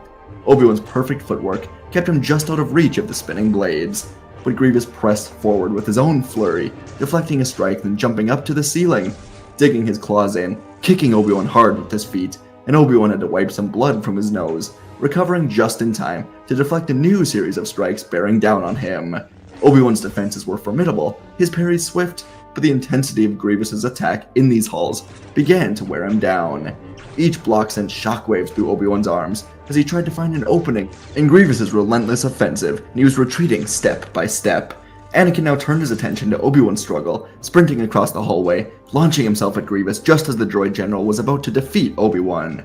Anakin jumped onto Grievous's back and was trying to wrestle him to the ground. Obi-Wan looked up and shook his head as Grievous simply grabbed Anakin and threw him hard into the floor. Obi-Wan used a force pull to bring Anakin to his side, and the two Jedi ignited their blades once more, telling Grievous he has missed his chance. They swung together, and Grievous whirled to parry, but the combined efforts of Anakin and Obi-Wan quickly overwhelmed him. Anakin's aggressive attacks forced Grievous onto the defensive, while Obi-Wan, recovering his composure, struck at the gaps in Grievous's defensive. The two Jedi moved in perfect movements as they drove the cyborg general back. Grievous faltered, sparks flying as their sabers sliced through his wrists, until a final stab from Kenobi ended the duel, and the Jedi were left breathing heavily in their victory. Back on the bridge, the two battle droids that Grievous left in charge were watching the security cams when Grievous was destroyed. One of them looked to the other, and said that Grievous said they were ordered to self-destruct the ship if Grievous was defeated, and the other droid said that would kill them. And with a sad voice, the other droid asked if they were ever really alive as droids. The other one smacked him in the head, saying his circuits must have a twisted wire, then turned up the engines far past the point of their capacity. Alarms were blaring through the ship as the engines began to rupture and implode in upon themselves. Anakin and Obi-Wan looked at each other as the ship, still flying through hyperspace, began to violently shake. And without another word, they sprinted to the hangar where their ships were waiting for them. In the hangar, R2 was also waiting as the ship shook more and more, beeping frantically, and Anakin got inside. Obi-Wan asked what they do now, and Anakin held up his hand, telling Obi-Wan to exit this ship on his command. Obi-Wan realized they forgot Dooku, but Anakin said there's no time, and within a few moments, the ship violently shook again and was pulled out of hyperspace, spinning out of control towards a barren moon below them. Anakin gave the signal, and both Jedi flew out of the hangar and they made it out, but their ship spun out of control as well towards the moon. Anakin told Obi-Wan to brace for impact as both of their ships entered into the moon's atmosphere, and before long they crashed hard into the ground. Anakin would eventually be awoken by Obi-Wan shaking him, and Anakin was grateful to be alive. The Invisible Hand flagship was in many, many pieces, a few clicks away from them, fires burning all throughout the destroyed ship, and Obi-Wan said they're somehow still alive. Anakin realized he was laying on the ground, and Obi-Wan told him that he pulled him from his burning ship before it went up in flames, and Anakin chuckled a bit before saying it's about time Obi-Wan saved him for a change. R2 would send a signal back to the Jedi Temple, and the Council would eagerly accept the call as Anakin and Obi-Wan went over everything. Palpatine was revealed to be Darth Sidious, Dooku tried to take over the Separatists for themselves, and now both him and Grievous are dead. Windu asked if they have confirmation of Grievous, Dooku, and Palpatine all being dead, and Obi-Wan said they do for Grievous and Palpatine, and Dooku unfortunately could not have survived the Invisible Hand crashing into the planet. Yoda put his hand to his chin and thought, then said that the Jedi will have to temporarily take over the Senate. The corruption went much further than any of them knew, with Palpatine being Sidious. And Anakin spoke up, recommending that the Council speak with Senator Amidala of Naboo. She had been very suspicious of Palpatine for a long time, and if the Council comes to her with news about all of this, then she can help ensure a smooth transition of power without Palpatine. Many in the Council wanted to pry on why Anakin knew this, but that was for another time. Windu told them to stay put, and they'll have a rescue team to their location within a few hours. The call ended, and Anakin and Obi-Wan slumped against a pile of rocks next to each other, exhausted, but glad all of this could come to an end, and the two of them would spend their entire time waiting for the rescue team, just talking to each other. Obi-Wan knew how important Palpatine was to him, and Obi-Wan did his best to try and make sure Anakin was alright. And through all the talking, Anakin came to realize that Palpatine was never a good guy at all. It was all a manipulation from the first time they met. And now that he is gone, Anakin can live happily with his wife and their coming child. And Anakin would tell Obi-Wan about Padme right now, how she is pregnant with his child, and Obi-Wan would encourage Anakin to leave the Order, at least for now. Obi-Wan always missed the teen, and he would love to see Anakin live the life that he never got. The Jedi Council would indeed go find Padme, and after revealing everything, Padme would bring Yoda and Windu into her coalition of senators that were working to remove Palpatine from power and end this war. Together, the Senate coalition with the Jedi Council would go into damage control with the rest of the Senate, bringing to light the truth, and the Jedi would guide Mon Mothma into the Chancellorship, as Anakin and Obi-Wan were brought home, arriving at about the same time as Ahsoka and Maul. After a few hours, Ahsoka and Anakin would leave the temple together and go to Naboo, where Padme was waiting for them, as they would live a new, peaceful life as the war was finally ending. And folks, that is our story for today. What if Dooku started a Jedi civil war? This is one I really enjoyed writing, but one that I do acknowledge also stretches our perception of some characters, so hope you guys enjoy, let's have fun with it, and let's get right into it. Our story begins on Coruscant in the Jedi Temple. Count Dooku, who left the Order a while back, was here to pay his old friends a visit. But in reality, Dooku was here to complete the bidding of his new master. He deleted Kamino from the Jedi archives, then wandered through the temple, hearing more and more whispers of Sith. Dooku asked the Jedi what was going on, and they informed him that Qui-Gon told the Council that he saw a Sith, and he was just sent back to Naboo. Dooku asked which masters went with him to deal with this potential Sith, but the Jedi looked confused, saying that only Obi-Wan went with him, as the Sith have been extinct for a millennia. Sure, rumors of dark side users have come around over the last 100 years or so, but no one really thinks the Sith could have returned.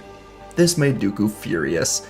His final student, one of his greatest friends, Qui-Gon, was just sent to Naboo with only his Padawan because the Council was too arrogant to believe in this rising darkness. Dooku knew about the Sith.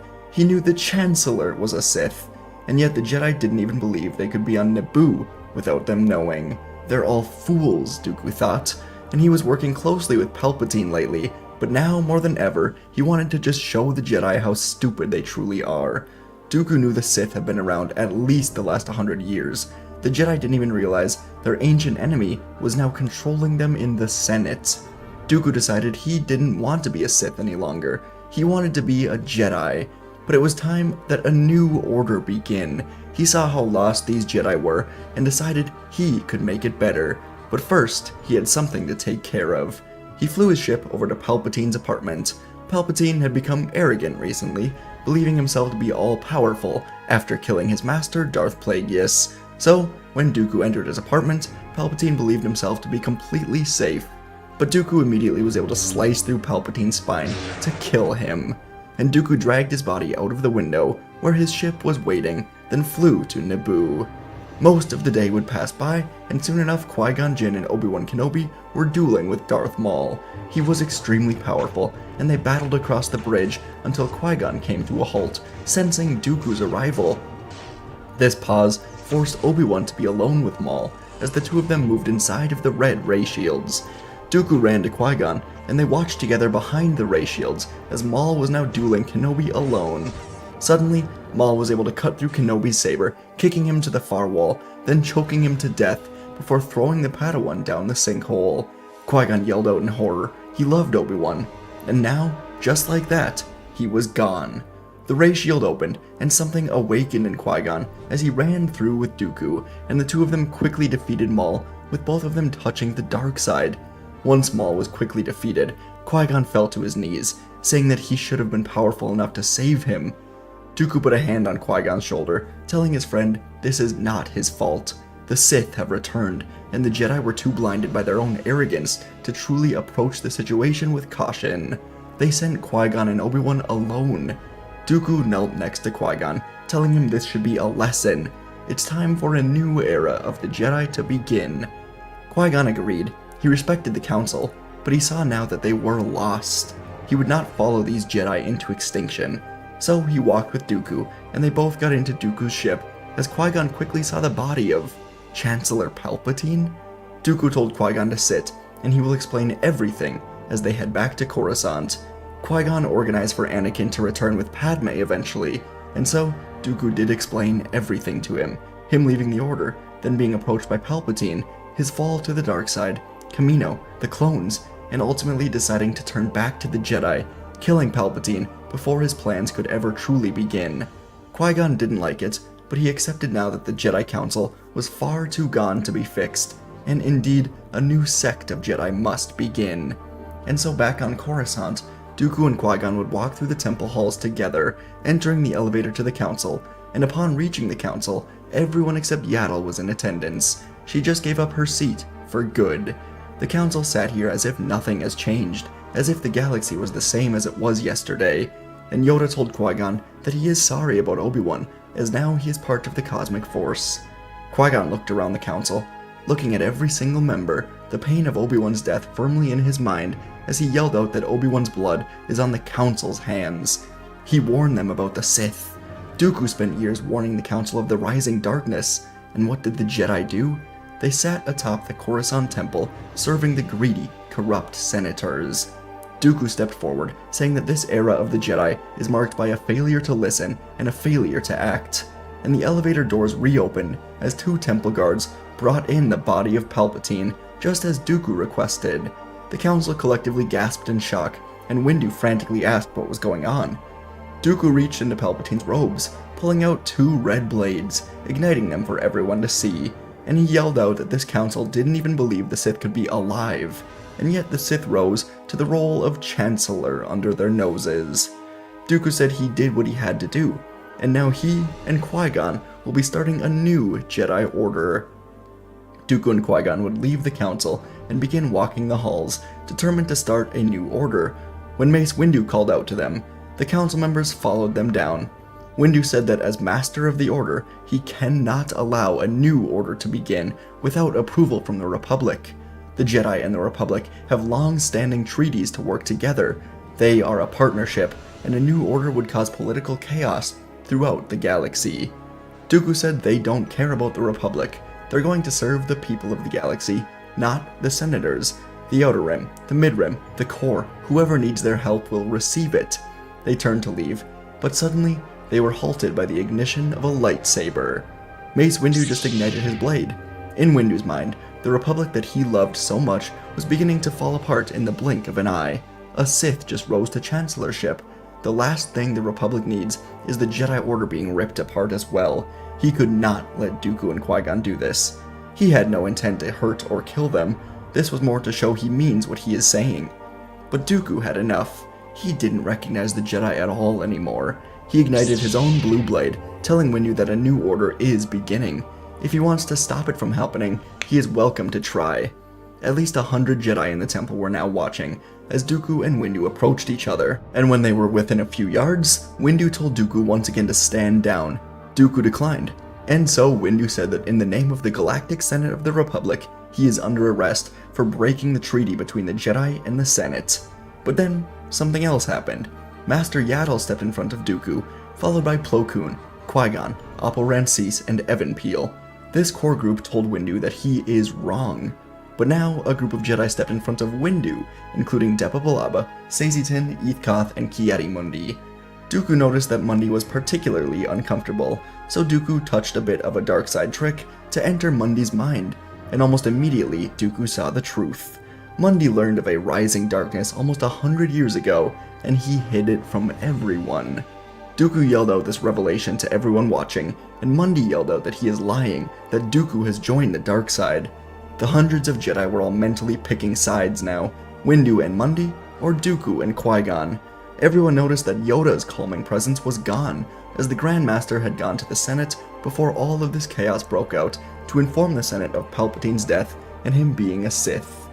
Time stood still in the temple until one Jedi, a Padawan named Siri Tachi, turned the corner and ignited her purple blade. With tears in her eyes, she yelled at Mundi that he knew and he didn't say anything, and now Obi-Wan is dead. Tachi and Obi-Wan were very close, and clearly Tachi formed an attachment. So suddenly, it began. Tachi leapt across the ancient floor, swinging at Mundi as the Jedi Master had to ignite his blade to block it. Tachi cut through Mundi's beard, just missing him, and so Mundi sidestepped and stabbed her through the gut. Everyone was in shock as Mundi looked up, saying that he didn't have a choice as Tachi fell to the floor, dead. And it began. Her master, Adi Gallia, ran at Mundi and everything broke loose. Dooku had to run at Windu, Qui-Gon at Saesee Tiin, Plo Koon to Depa Billaba, Evan Peel and Yaddle to Eeth Koth. The sounds of lightsabers clashing were deafening through the temple. Jedi all throughout the main hall choosing sides, jumping into battle, as blue, green, yellow, and purple blades carved through the air. This wasn't a battle to the death, it was more so just a sudden eruption, as the Jedi Order was splintered into two halves. No one wanted to kill another Jedi, it wasn't their way, but through the sounds of lightsabers clashing, everyone heard one saber cut into flesh. Evan Peel killed Eeth Koth. Koth's body fell to the floor, and now the battle restarted, with both sides fighting to at least disarm their opponent, if not worse. Many older masters like Yarael Poof, Jocasta Nu, and Terra Nube were gathering as many younglings and Padawans as they could, bringing them outside the temple and down the stairs. They were protecting those who could not fight. Hundreds of Jedi were guided down the temple stairs as the battle inside continued. As Yarael Poof re-entered after the younglings and many Padawans were safe, he saw the horror. Every second, another Jedi fell to the ground, dead or injured it seemed. The temple itself bore the scars of this conflict. Statues of ancient Jedi heroes were used as cover, and they began to topple to the ground as Jedi were fighting through them. Holocrons and ancient scrolls were scattered as some Jedi fought into the archives. The temple was shrouded in darkness, as if the death of the two Sith echoed around the galaxy, and the darkness now filled the hearts of these Jedi. Relics of knowledge and history trampled under the foot of the heat of battle. The sound of clashing lightsabers echoed through the halls, mixing with the shouts of cries of pain.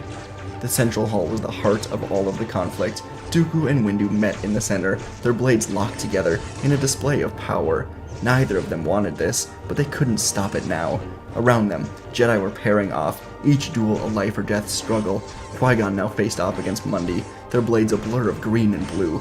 Plo Koon was taking on Saesee Tiin, old friends reluctantly fighting for what they saw as right. Yaddle and Depa Billaba clashed their sabers, their different styles creating a dance of light. Jedi were stepping over the bodies of their fallen friends, all of them thinking they were doing what was right. The battle raged on, neither side willing to yield, and the Force itself seemed to tremble under the weight of so many powerful beings in this conflict. The temple was being ripped apart. Windu kicked Dooku to the ground. Mundi disarmed Qui-Gon. Both of them were going to move in to finish this, when suddenly Grandmaster Yoda jumped down from the ceiling of the temple, landing in the center of everyone, and sending a giant Force wave through the main hall. Every single Jedi was thrown off of their feet, sprawling across the ground, and now only Yoda was left standing. Yoda now used the Jedi intercom system to speak, telling everyone in here they have failed as an order. The galaxy has been overtaken by the dark side, and now it has taken over the temple. He told Dooku, and anyone who fought with Dooku, to leave immediately. This fight was over. They're exiled to go create their own order, while Windu and anyone who fought with him is to stay here and rebuild. This was one of the darkest days in the history of the Jedi Order, and Yoda was allowing this new sect to just leave. Despite the treaties with the Republic, it didn't matter anymore. This death was unnecessary. So Dooku and his 100 allies would leave, taking a transport out of Coruscant, going to the planet Jedha, home of an ancient temple for those who worship the Force, and now home of this new Jedi Order in the mid-rim of the galaxy. In the Coruscant temple, Yoda would soon stand alone on a balcony, overlooking the terrible destruction. He left for an hour to bring the news of Palpatine to the Senate, and Dooku did this. He felt like a complete failure, but he had to let these feelings go, as the Jedi began recovering the body of those that died and bringing them to the funeral area. It would be a long, long night of mourning. From here, Dooku and Qui-Gon would begin establishing their new order on Jedha. Everyone that went with them felt guilty and shameful for what happened in the temple, but perhaps it had to happen in order for this new sect of Jedi to finally begin. Masters Plo Koon, Yaddle, Appa Rensis, and Adi Gallia were leading this Jedi Order into this ancient temple, as Qui-Gon and Dooku soon spoke to the locals, telling them the Jedi were coming here. The next few months for the new Jedi Order would be spent with them being peacekeepers, not for the Republic, but for the people of the galaxy. Any people, whether they were in the Republic or not. Dooku shut down the cloning on Kamino, and instead had his efforts with the new Jedi focus heavily on battling crime, with a heavy emphasis on slavery. After the battle in the temple, Qui-Gon would get into contact with Padme, and she managed to get Anakin to Jedha. Anakin was the youngest Jedi in the New Order, as no younglings were allowed to follow them here.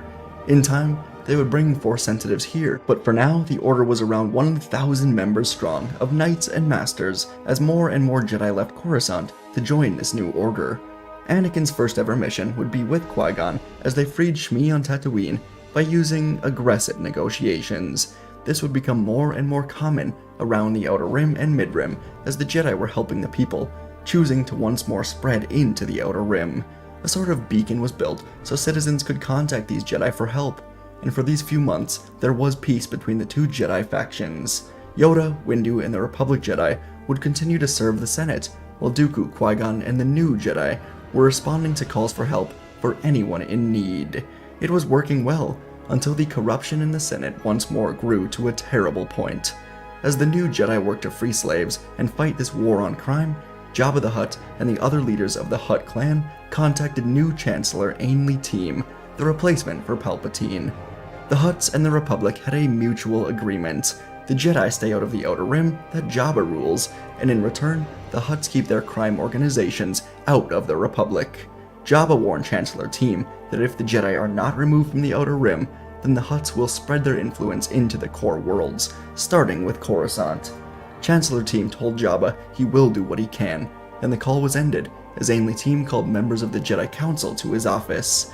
He would soon speak to Yoda, Mundi, Windu, and Depa Billaba about this new Jedi Order.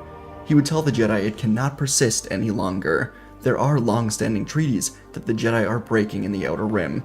If all of this persists, it will mean all-out war for the Republic against the crime factions of the Outer Rim. Chancellor Team begged the Coruscant Jedi to get this new Jedi Order to stand down, return to the Republic. Mace Windu shook his head, saying that they tried once, and it resulted in horrors for the entire Jedi Order. That day in the temple cannot be repeated. This new order will not stand down easily. Chancellor Team sighed, saying that if the Jedi cannot convince this new order to return to Coruscant, then they will have to be forcefully removed from the Outer Rim by the Republic. Windu, Depa, and Yoda all agreed they did not want more violence, but Mundi said that he understands. These rogue Jedi are hurting the galaxy, and if war is a possibility, then they must be stopped. Windu agreed that no one wants war, but these Jedi are helping countless people suffering under Outer Rim crime organizations. Ainley Team told the Jedi they must choose now between peace in the Republic by fighting these Jedi, or possible galactic war by siding with these Jedi. A choice must be made. Days later, on Jedha, a new council was formed that consisted of Dooku, Qui-Gon, Plo Koon, Shakti, and Yaddle. They recently spoke to Yoda and Windu, telling the Jedi that if they do not return to Coruscant, the Republic will fight them. And the new Jedi Order told Yoda and Windu they will not abandon the people of the Outer Rim. For the first time in centuries, the people of the galaxy truly are feeling the light of the Jedi. This is what the Jedi are meant to be, the new council thought. So, the meeting would end with no progress, and as tensions between the Galactic Senate and the Hutt crime organization increased, Chancellor Team had the Republic military of citizens put together after Palpatine's death prepare for battle. This civilian military mainly stayed on Coruscant and other nearby core worlds, but now they were headed to Jedha. This military was roughly 10,000 members strong. Most of their funding went into ships and heavy tanks. They were going to remove the Jedi from Jedha in order to secure peace for the galaxy. So around a day later, as the new order was going over calls for help throughout the mid and outer rims, a small rumbling could be felt throughout the temple, and without warning, a huge explosion suddenly rocked the Jedha temple. The new Jedi Council collectively ignited their lightsabers, running out to the temple overlook, and in front of them was a desert that stretched out as far as the eye could see. But this desert was suddenly full of Republic tanks and soldiers, and in front of the entire Republic military was Ki-Adi-Mundi, ready to lead this mission.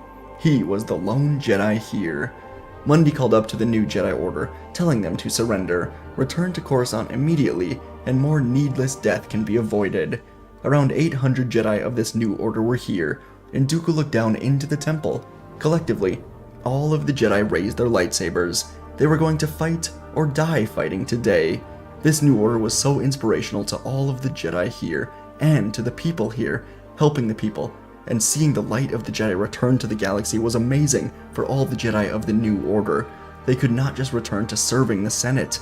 So Dooku told Mundi he will have to kill them, and Mundi held a sad look, apologizing to Dooku for what is to come. and the 100 heavy Republic tanks aimed and began firing at the temple. Dooku and the council members ordered everyone to evacuate. They will find a new home in time, but for now they must fight for their survival.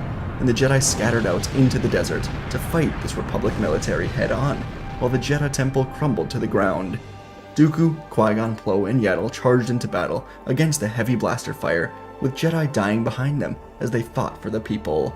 Some time ago, on Coruscant, Yoda and Windu were together after the military launched for Jedha. Yoda said that he fears they are in the wrong, but Windu said they have no choice. Jedi in the Outer Rim will mean war for the galaxy if the crime organizations choose to invade. But Yoda said the reason the crime organizations are ever thriving in the first place is because the Jedi abandoned the Outer Rim long ago, choosing to serve only the Republic. Perhaps the New Order is right. It's time for the Jedi Order to restart.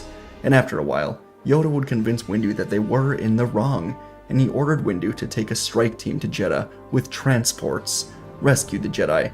Yoda will take everyone else in the temple to Tython. They will meet there when it is over. Back on Jedha, the gruesome battle continued as the Republic soldiers fired at the Jedi. The 800 Jedi here were cut in half rather quickly, as the ships and tanks moving around the Jedi were taking them down. As Plo Koon and Adi Gallia fought back to back, a tank hit the ground next to them. The two Jedi sprawled to the ground, and Plo was saddened to see that Gallia was dead. He reluctantly ran back into battle, wondering if today is the day this new order dies out. Dooku and Qui-Gon were working together, going from tank to tank, destroying them as quickly as they could. Soldiers and ships targeted them, but together they were able to stay alive. And as they moved for another heavy tank, a sudden force push sent both of them crashing to the ground, sabers clattering away in the sand. Mundi stood above them suddenly, as a group of ships aimed down at them. Mundi said he was sorry for all of this, but they were traitors to the Republic. But suddenly, Jedi starships emerged from the sky, firing through the Republic ships. The explosions distracted Mundi as the ships crashed into the sand, and Dooku cut through the leg of Mundi before cutting off his hands, but he did not kill the old Jedi Master, leaving him here in the middle of the battle. Windu and around 500 Jedi flew into battle, either jumping to the ground or flying starships to destroy the tanks and the ships. The losing fight was suddenly turned around as the Republic was completely caught off guard by the Jedi reinforcements. 4 large transports would land near the destroyed Jedha temple, and Windu jumped down to the ground, landing next to Dooku and Qui-Gon. Tensions were still high between the three of them, but now they shared a look of mutual understanding, and together they would guide the surviving Jedi to these transports while fighting off the Republic soldiers. As Republic tanks and ships were focused on the Jedi flying through the air, led by Saesee Tiin, the transports were being loaded up as quickly as possible. They would begin rising into the air as the large battle was abandoned, the Jedi fighter ships covering the transports as they rose high up into the air, their shields absorbing heavy tank and ship fire from below. Qui-Gon made sure Anakin was alright, and was proud to see the young Padawan helping the wounded Jedi settle in. The 4 transports would get to space, and the Jedi starships boarded them as they all jumped to hyperspace together for Tython, one of the earliest homes of the Jedi. The Republic would take a long time to find Tython, as they likely don't even have records of the Jedi being here, it was so long ago. And eventually, the Jedi Order would regather on Tython together, settling into their new temple. Around 8,000 members were here of all ages, and those who fought against each other in the temple would come together, each of them trying to forgive each other. Politics and the dark side corrupted the Jedi, but now the Order has come together as a group that is an enemy of the Republic, but a group that will fight for the people in the coming wars against the crime lords, if they must. Dooku and Grandmaster Yoda would walk to an ancient river together, and they would agree that the Jedi are at their best when serving the people of the galaxy. If this means they have to fight off the Republic, then so be it. The Jedi Order will rebuild and come together to serve the people of the galaxy, even if it means fighting a war with the Republic or the crime lords. Today, the Jedi vowed to protect all the people of the galaxy. And folks, that is where our story ends. What if Dooku told the Jedi Council about Darth Sidious? That's our story for today. Hope you enjoy, and let's get right into it. Our story begins inside of the Sith lair on Coruscant, as Dooku is finishing a duel with Jedi Council Master Yaddle. She and Dooku have known each other and been fairly close for a long time. But now Dooku was being forced to kill his old friend in order to preserve the secrets of the Sith. Not long ago, Dooku told Yaddle that he was afraid it is too late, and that may be true. Dooku has already aided in the death of one friend, Sidious, while also building up the clone army in secret. Dooku was almost overwhelmed at times by how much he'd put into motion. He finally defeated Yaddle, closing the hangar door on her, and Darth Sidious approached the unstable Dooku, telling him he's done well, calling Dooku his apprentice for the first time. With Maul seemingly dead on Naboo, Sidious felt it was time for Dooku to step into the role of true Sith apprentice. Sidious told Dooku to rise, and the two of them were alone in the dark. But a second later, Yaddle returned. She began lifting the hangar door over her head, straining hard, letting the light in from the outside, as Sidious was hiding his face. She couldn't hold on for very long, and soon Yaddle fell into the lair, shutting out the light once more. Dooku walked up to her fallen body, but he was hesitating. Seeing Yaddle's resolve as she tried to show Dooku the light even in her final moments gave Dooku some pause. Sidious ordered Dooku to kill her, and his path to being a Sith will be complete. So Dooku ignited his blue blade, lifting it in the air, but his hand was shaking. He could not finish it. Instead, he turned to Sidious and said perhaps she could be useful on their side. Sidious scowled, then pinched two fingers together to quickly kill Yaddle before lifting Dooku off of his feet, choking him in the air. Sidious told Dooku he still has weaknesses for the Jedi Order. He still sees them as peacekeepers rather than what they truly are, protectors of the privileged elites in a galaxy of corruption. Sidious dropped Dooku to the floor as Dooku was gasping for breath. Deep down, he knew Sidious was right. He knew the Jedi Order was broken, perhaps broken beyond repair, but he still respected so many of them. Yoda, Windu, Yaddle, Qui-Gon, and Dooku apologized to Sidious, saying he will not hesitate next time. Sidious said he hopes not, for his own sake, and the two of them parted ways, as Sidious said he would be in contact very soon. As Dooku flew his speeder back to the Jedi Temple where he came from, he felt as if Sidious were watching him, staring right into his soul. It was deeply chilling, and Dooku remembered what Yaddle said before her unfortunate death. She told Dooku it's not too late, but now she's gone. Dooku convinced himself that maybe he can still get out of this. Sidious killed Yaddle after all, not him. Dooku needed guidance. He was spiraling. He needed something, a friend, someone who was calm, yet rational, and not afraid to speak their mind. Dooku needed Qui-Gon, or at least the presence of Qui-Gon, and so he took off for Naboo, where Qui-Gon's body was just cremated. Dooku would arrive at the place where Qui-Gon's funeral was held just as the other council members were leaving, as well as Obi-Wan Kenobi and a young boy. Dooku was hiding out in the distance by the river with his hood up, and he closed his eyes, feeling into the Force. The boy with Obi-Wan was strong in the Force, and this was intriguing, but soon enough, the Jedi all flew off into space, allowing Dooku time to finally visit Qui-Gon's grave alone. The Jedi Master was cremated, and the bed where his body was burned was now closed, and so Dooku stood right next to it, placing his hand on the tomb, closing his eyes. A single tear rolled down Dooku's cheek as he apologized to Qui-Gon, saying the Jedi should never have sent him with only Obi-Wan to face Maul. Dooku said that perhaps he should have been there. He said that maybe he could have saved Qui-Gon, but now he is the one that needs saving. Dooku was venting to himself, not thinking anyone could be listening, but it helped him to be with Qui-Gon. Dooku said the pull to the light is stronger than ever. He knows the galaxy needs fixing. He knows the Jedi may be long past being able to fix the galaxy, but still, the pull to the light haunts him. And Dooku's connection to the Force and to Qui-Gon was so strong in this moment that suddenly a voice came to Dooku, the voice of Qui-Gon, telling him the same thing that Yaddle told him. It's not too late. Perhaps his crimes can be forgiven if he does what is right. The darkness is unnatural. The light just needs room to shine. Dooku heard this voice, and it sounded more like a whisper in the wind than anything else, and yet he knew it was Qui-Gon. Whether this was just an echo in the Force or actually him, Dooku didn't know, but he came here for help, and he just received it. Dooku looked up to the moon, and he accepted the truth. He is a Jedi. Many hours later, inside of the Jedi Temple, Yoda was speaking to the Jedi Council about his decision to let Obi-Wan train Anakin.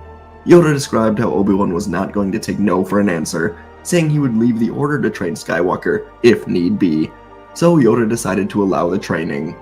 Windu said that after some contemplation, he was in favor of the Jedi training the boy, though he did question if Obi-Wan were truly the right master. Yoda said only time will tell, and part of Windu wondered if he should be the one to train Skywalker.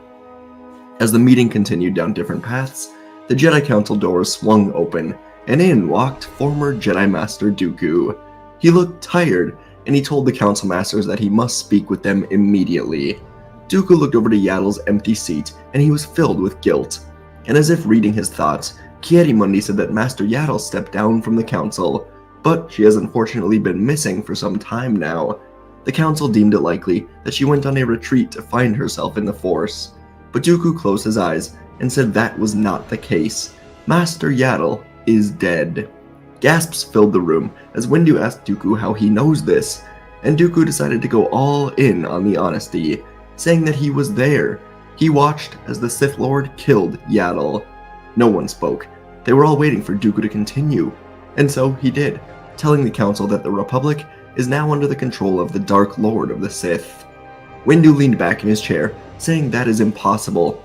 The Jedi would surely be aware of it, and Dooku snapped back with much more venom in his words than initially intended, that the dark side of the Force, along with their own arrogance, has clouded their vision.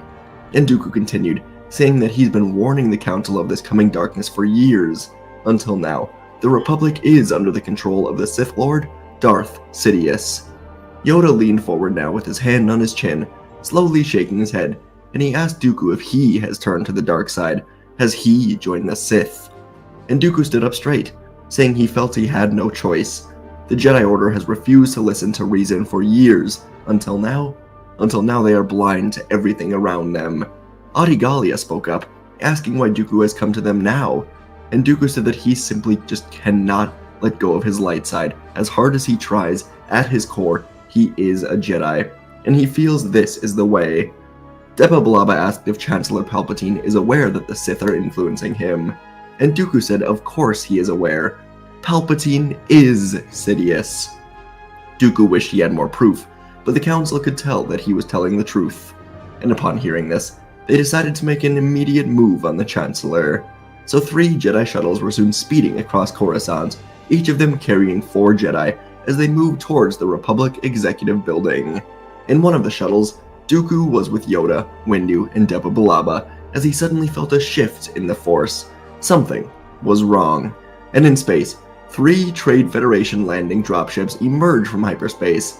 Despite their loss on Naboo, Gunray and Sidious had many more droids ready around the galaxy, and upon sensing Dooku's hesitancy and his betrayal to kill Yaddle, Sidious realized his plans were in jeopardy.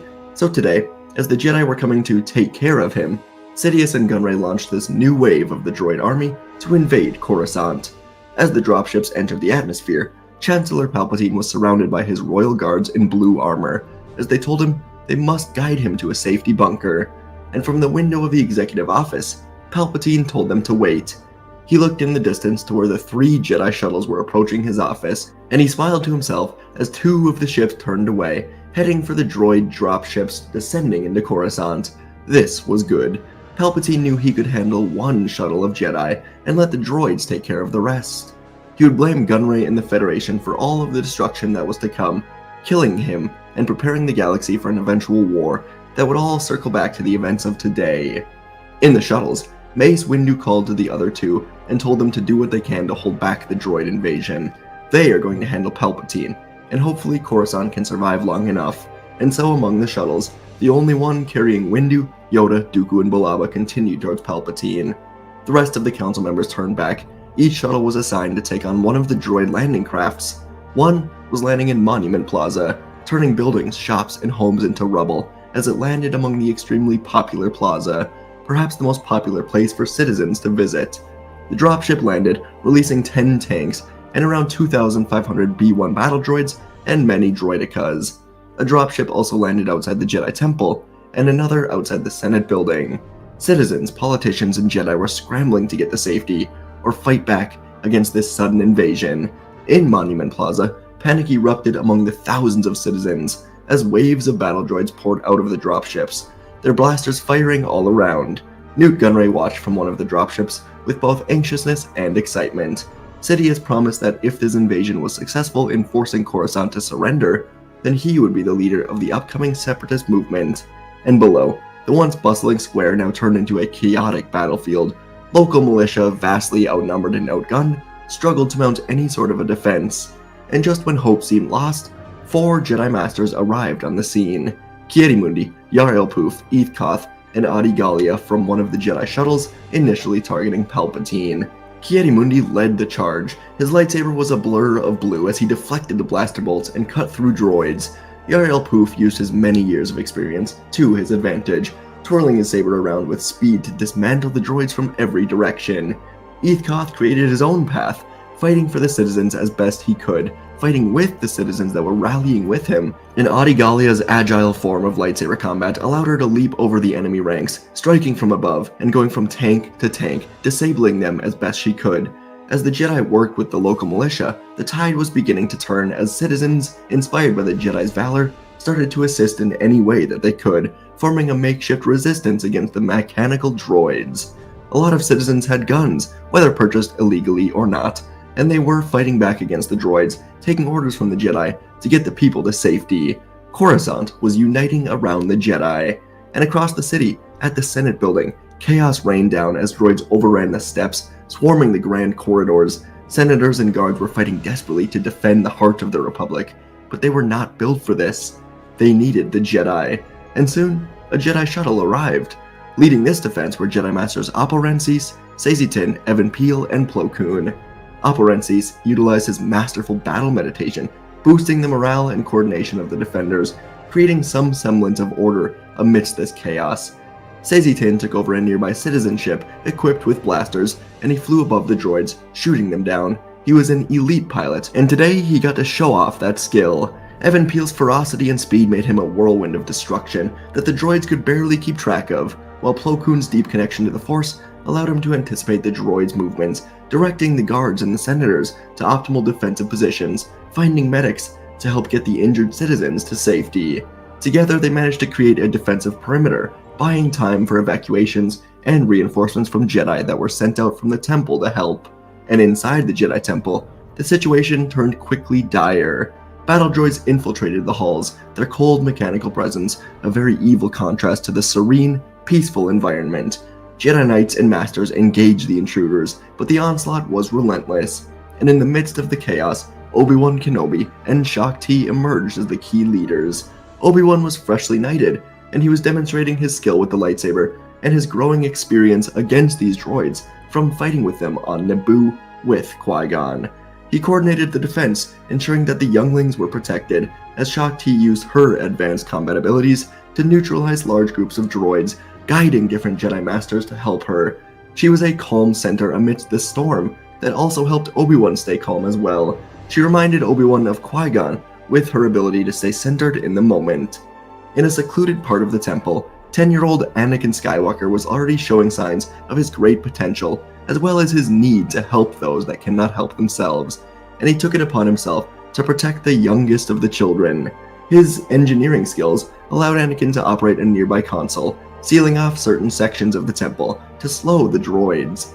The younglings would follow Anakin into the council chambers, as only he had been in there before, and he helped all of them hide behind the seats as the sounds of blasters and lightsabers rang in their ears. The 3 battles spread across Coruscant were always meant to be a distraction, but Sidious did not anticipate the citizens rallying around the Jedi. To most of the citizens, the Jedi were always just religious monks perched up in their grand temple, but with real danger on the people's doorsteps, they got to be true witnesses to the Jedi, seeing them for what they really were supposed to be, keepers of the peace, dedicated to protecting the people. And so, the people would form their resistance, fighting back, helping the Jedi. And in the executive office, Palpatine waited as Yoda, Windu, Dooku, and Balaba entered. He turned to them and choked his 6 guards to death within a second, before pulling out 2 blades, preparing to kill these Jedi. Before the Jedi could even ready themselves, Palpatine sprang into action with a speed that took even these seasoned Jedi off guard. Mace Windu and Yoda moved in perfect sync, their lightsabers humming together as they deflected Palpatine's initial vicious attacks. Deba Balaba joined the fight as well, her elegant combat style complementing the powerful strikes of her fellow masters. And Dooku, once Palpatine's apprentice, now loyal again to the light, fought with a cold precision, his experience as a duelist evident in every swing, every slice, as he sought to avenge his darkness. Palpatine's power in the dark was overwhelming. He fought with a brutal, almost animalistic ferocity, his every strike fueled by hatred, anger at the Jedi, and despite their combined might, the 4 Jedi would find themselves pushed to their limits. They were strong, but none of them had ever fought anything even close to a Sith by this point of their lives, and Palpatine would turn his focus to Yoda, recognizing the Grand Master as his greatest threat. So, Sidious spun in a circle, blasting lightning to push the other 3 Jedi away, and with a series of brutal strikes, he forced Yoda to take a defensive approach. The elderly Jedi, though extremely powerful, began to falter under the constant strikes, and in a final, devastating move, Palpatine delivered the final blow, his blade piercing Yoda's heart. The small, green figure fell, his body lifeless before it hit the floor. Windu's voice rang out in anguish as he called to Master Yoda, but there was no time to mourn, and Windu's former Padawan, Depa Billaba, did jump into the fight, fighting valiantly, her determination strong even in the face of Sidious. And Sidious's attention shifted fully to her. With a swift, merciless strike, he caught her off guard, one of his blades slicing through her arm, as the other saber sliced through her abdomen. She fell dead beside Yoda, her eyes wide with shock. And now Mace Windu, fueled by even more grief and even more anger, circled around Sidious with Dooku. Windu was deep in Vapad, and with Dooku he unleashed the full power against Sidious. The Vapad style, which channeled his inner darkness into combat, seemed to give him the upper hand for a moment. The clash between their lightsabers sent sparks all around the room, and the room was falling apart under their strikes. But Palpatine's skill proved too great. With a sly, evil smile, he unleashed a burst of lightning, catching Windu off guard. Windu did catch the lightning with his blade, but this allowed Sidious to cut deep into his leg with his own red blades, and Windu fell to the ground. Sidious moved, slamming his 2 red blades down at Windu, but Dooku stepped in to block them, and he told Sidious that his rule ends now. Sidious told Dooku that he was a fool for turning on him, and Dooku's response was a swift, powerful strike, his blade clashing against Sidious's with a fury born of years of regret and disillusionment. Their duel was intense, as Dooku's precision and skill met Palpatine's raw power. Sidious was screaming, laughing in between strikes. He was enjoying this duel, but in a moment of pure focus, Dooku found an opening. He was able to flick one of Sidious's sabers into the air, catching it in his own free hand, and Dooku pushed Sidious back now. He was overwhelming the Sith Lord with 2 blades, and with a final blow, he drove the saber right through Palpatine's chest. The Sith Lord's eyes widened in shock, and for a brief moment, he seemed almost human. And then with a gasp, Palpatine's body fell, crumpling to the floor. Dooku was breathing heavily, but he helped Windu back to his feet, his arm over him as the 2 of them left the office. Windu carried Yoda, and Dooku carried Billaba, as they left to see the rest of Coruscant was finishing their battle. One of the droid dropships was trying to escape as a group of Jedi infiltrated it, destroying it from the inside. The other 2 were already destroyed, and in the temple, Obi-Wan Kenobi entered the council chambers, calling out for Anakin. Anakin and the other younglings told Kenobi they were safe, and Kenobi informed the council they were safe as well. Newt Gunray would be captured by Plo Koon and brought to the Senate building where, with some influencing from the Jedi, he would confess that he was working with Sidious, who was now revealed to be Chancellor Palpatine. The Jedi would explain why Sidious attacked Coruscant to protect himself from the Jedi, and a new election process would begin. A funeral for Masters Yoda, Billaba, and around 30 other Jedi that fell in battle would be held, and soon Windu would become Grand Master, as the Elder Masters all declined and chose Windu. The new election for Chancellor would be an interesting process, and Jedi Master Dooku was a surprise candidate that quickly would gain a lot of traction, as he spoke on his views of the Republic, quickly garnering support, and in time, Dooku would be an elected Jedi Chancellor, thanks largely to the people witnessing the Jedi helping them during the invasion. And for years, Dooku and the Jedi would work to rebuild the Jedi as Dooku brought on Padme as his greatest advisor. Anakin would train under Obi-Wan, with Grandmaster Windu taking a lot of time to be with Anakin and help him train should the Sith ever rise again. And the Jedi Order would prosper, with Chancellor Dooku leading the Republic. And folks, that is our story for today. Our story begins on Naboo, as Obi-Wan Kenobi is hanging on for dear life inside of the plasma reactor hole. His master, Qui-Gon Jinn, has just been stabbed and is dying outside of this hole. And Obi-Wan in this moment makes a choice. He can feel the power inside of him just to get out of here and kill the Sith Lord, but he isn't sure he can access it without touching a side of the Force that he has long been taught to ignore. It was a darkness, and it always lived deep within Obi-Wan, but with Qui-Gon dying and the Sith trying to end Obi-Wan's life, he did call upon a bit of the dark side to leap out of here, bring Qui-Gon's lightsaber to his hands, and kill the Sith Lord. And it felt good. Obi-Wan felt powerful, but he had to shake this off and run over to his master. Unfortunately, Qui-Gon was already dead. He passed on without being able to make Obi-Wan promise to train Anakin, and Obi-Wan fell to his knees in anger and sadness, promising himself he would never be so weak again. He could feel the dark side, and Obi-Wan knew that with that extra power, he certainly would have been able to save Qui-Gon, but the Jedi always refused to let him access it. Obi-Wan suddenly had to shake his head, remind himself that he is a Jedi. These thoughts are wrong, and after a while, Kenobi gathered himself to go find Anakin and the Queen.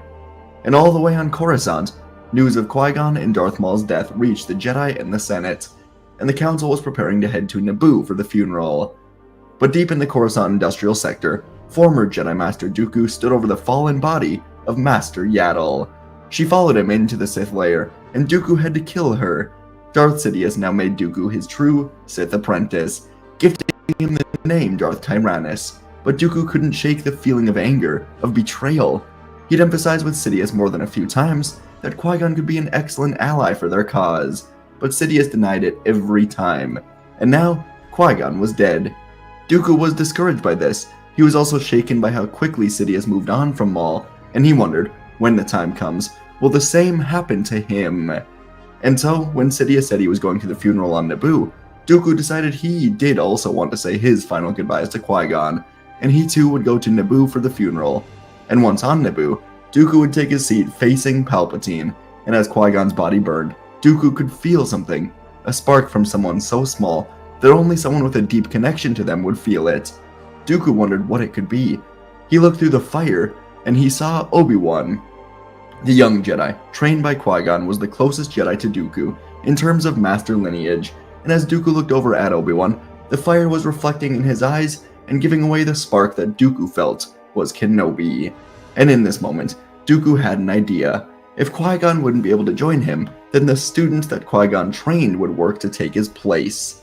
Dooku wanted to rebuild the Republic, to make a new system from the ground up, but he couldn't truly trust the Sith to do it with him. So Dooku would use Sidious until it was no longer necessary.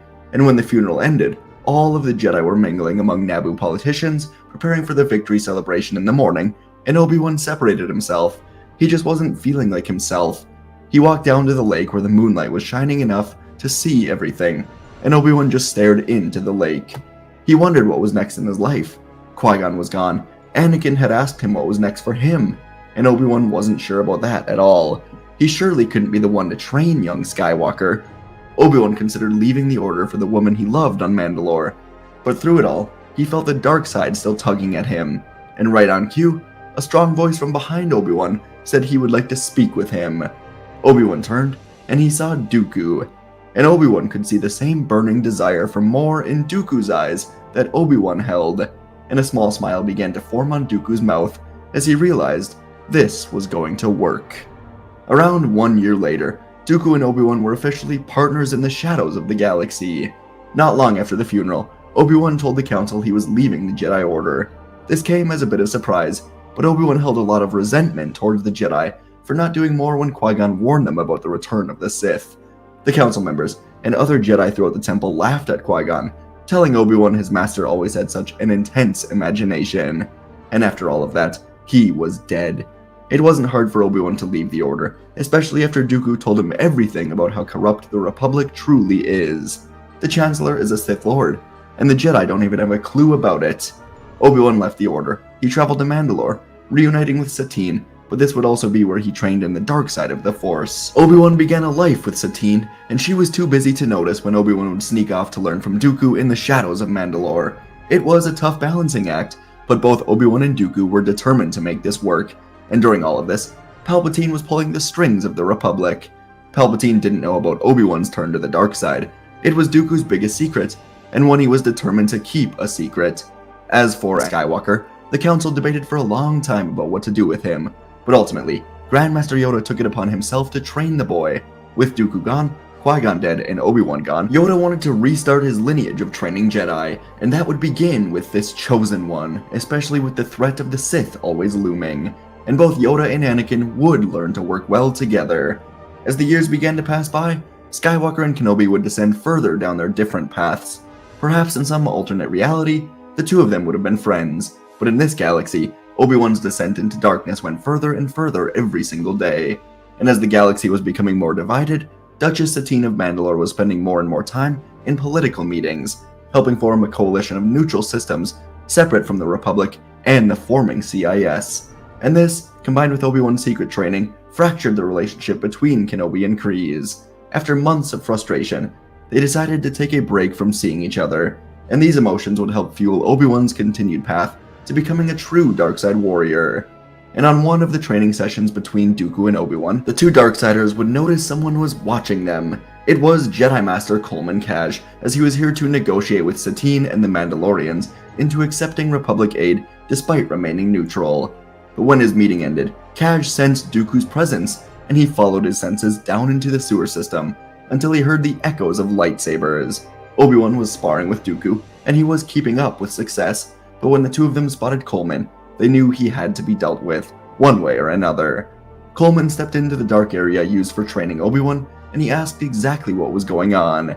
He of course noticed Dooku's red lightsaber, and Coleman knew what this meant, so he ignited his own green blade, telling the Jedi he must bring them to the Council. Dooku said this was not an option, and he looked at Kenobi, telling his apprentice that this was his first true test. Kill the Jedi, and he will truly become a Sith. Obi-Wan didn't even realize how badly he wanted that until now, so he ignited his blue blade, and he began running at Coleman, who held up his green saber and prepared for this fight. Their lightsabers were clashing with a strong sound that echoed through the Mandalore sewers. The battle immediately intense, both Jedi and Darksider exchanging powerful strikes, as Coleman was still grappling with what was going on. His experience as a Jedi Master was showing in every parry and block, but Obi-Wan, despite his fall to the dark side, was still a master of his lightsaber form. It was tight, impenetrable, deflecting Coleman's attacks with apparent ease, and he made adjustments to this defensive form, using the dark side to make every block wear down the opponent.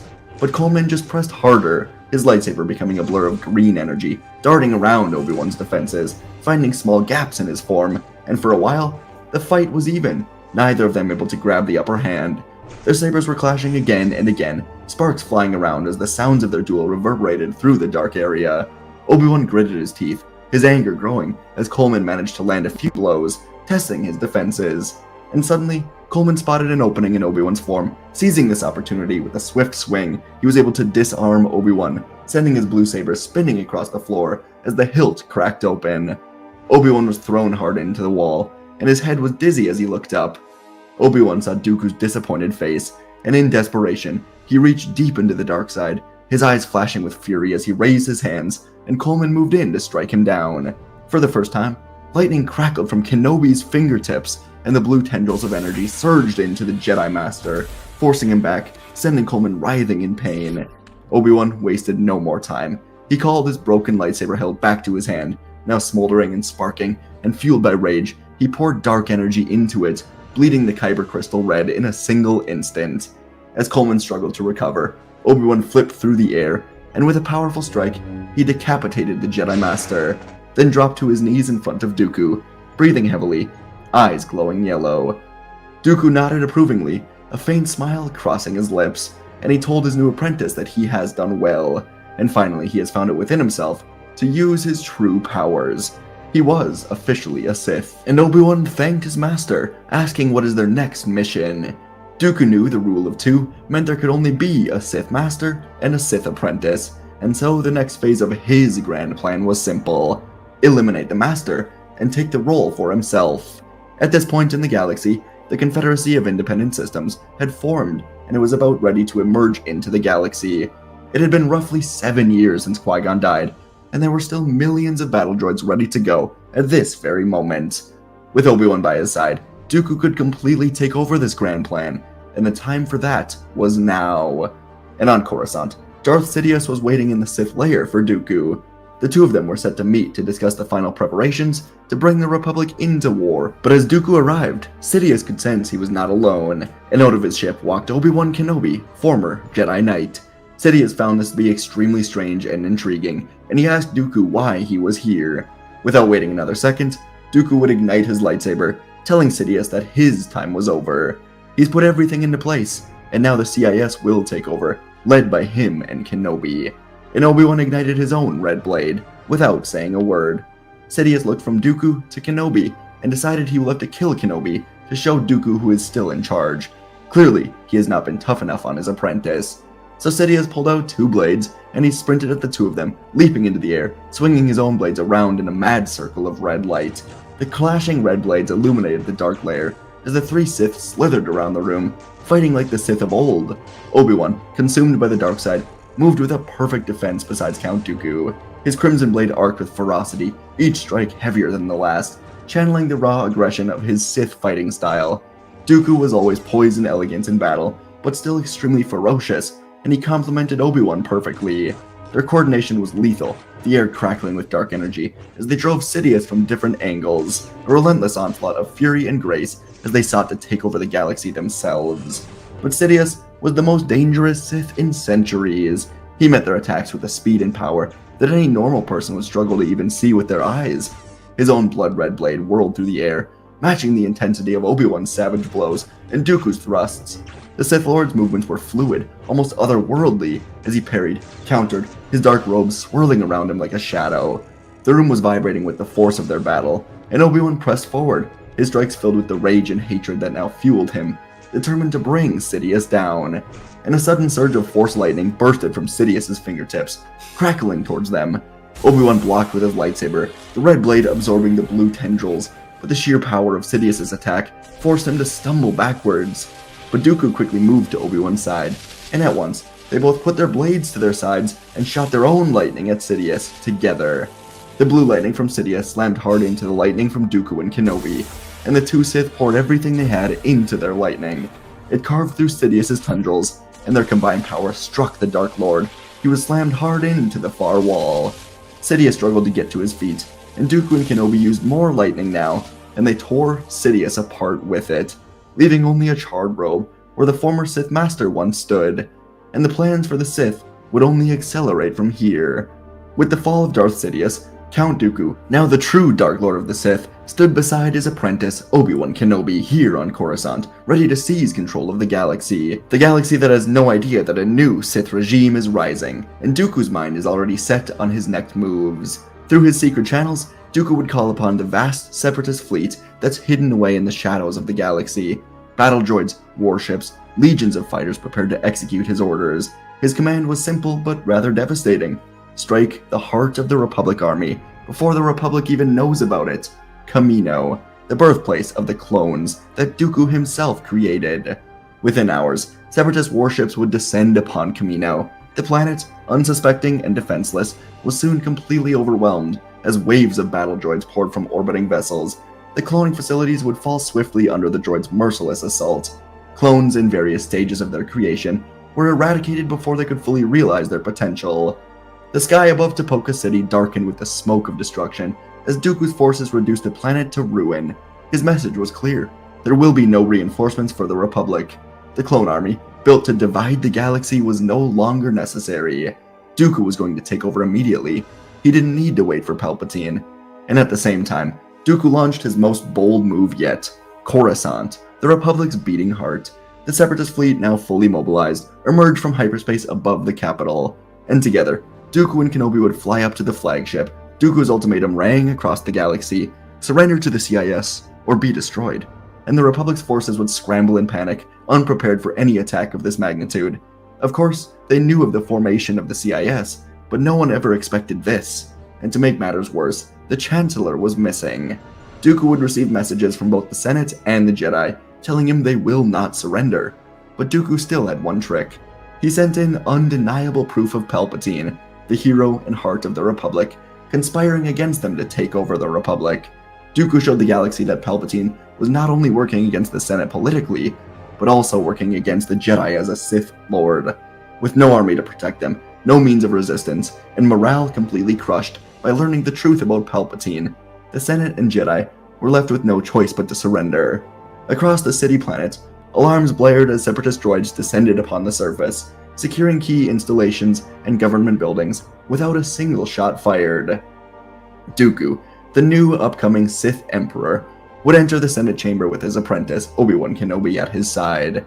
The once proud Senate, a symbol of democratic governance, would now belong to their new rulers. Dooku, his demeanor calm and calculated, assumed control of his galaxy with very little resistance. The senators, many of them complicit in the Republic's corruption, could only watch as their power dissolved in an instant. Dooku's vision for the galaxy was clear.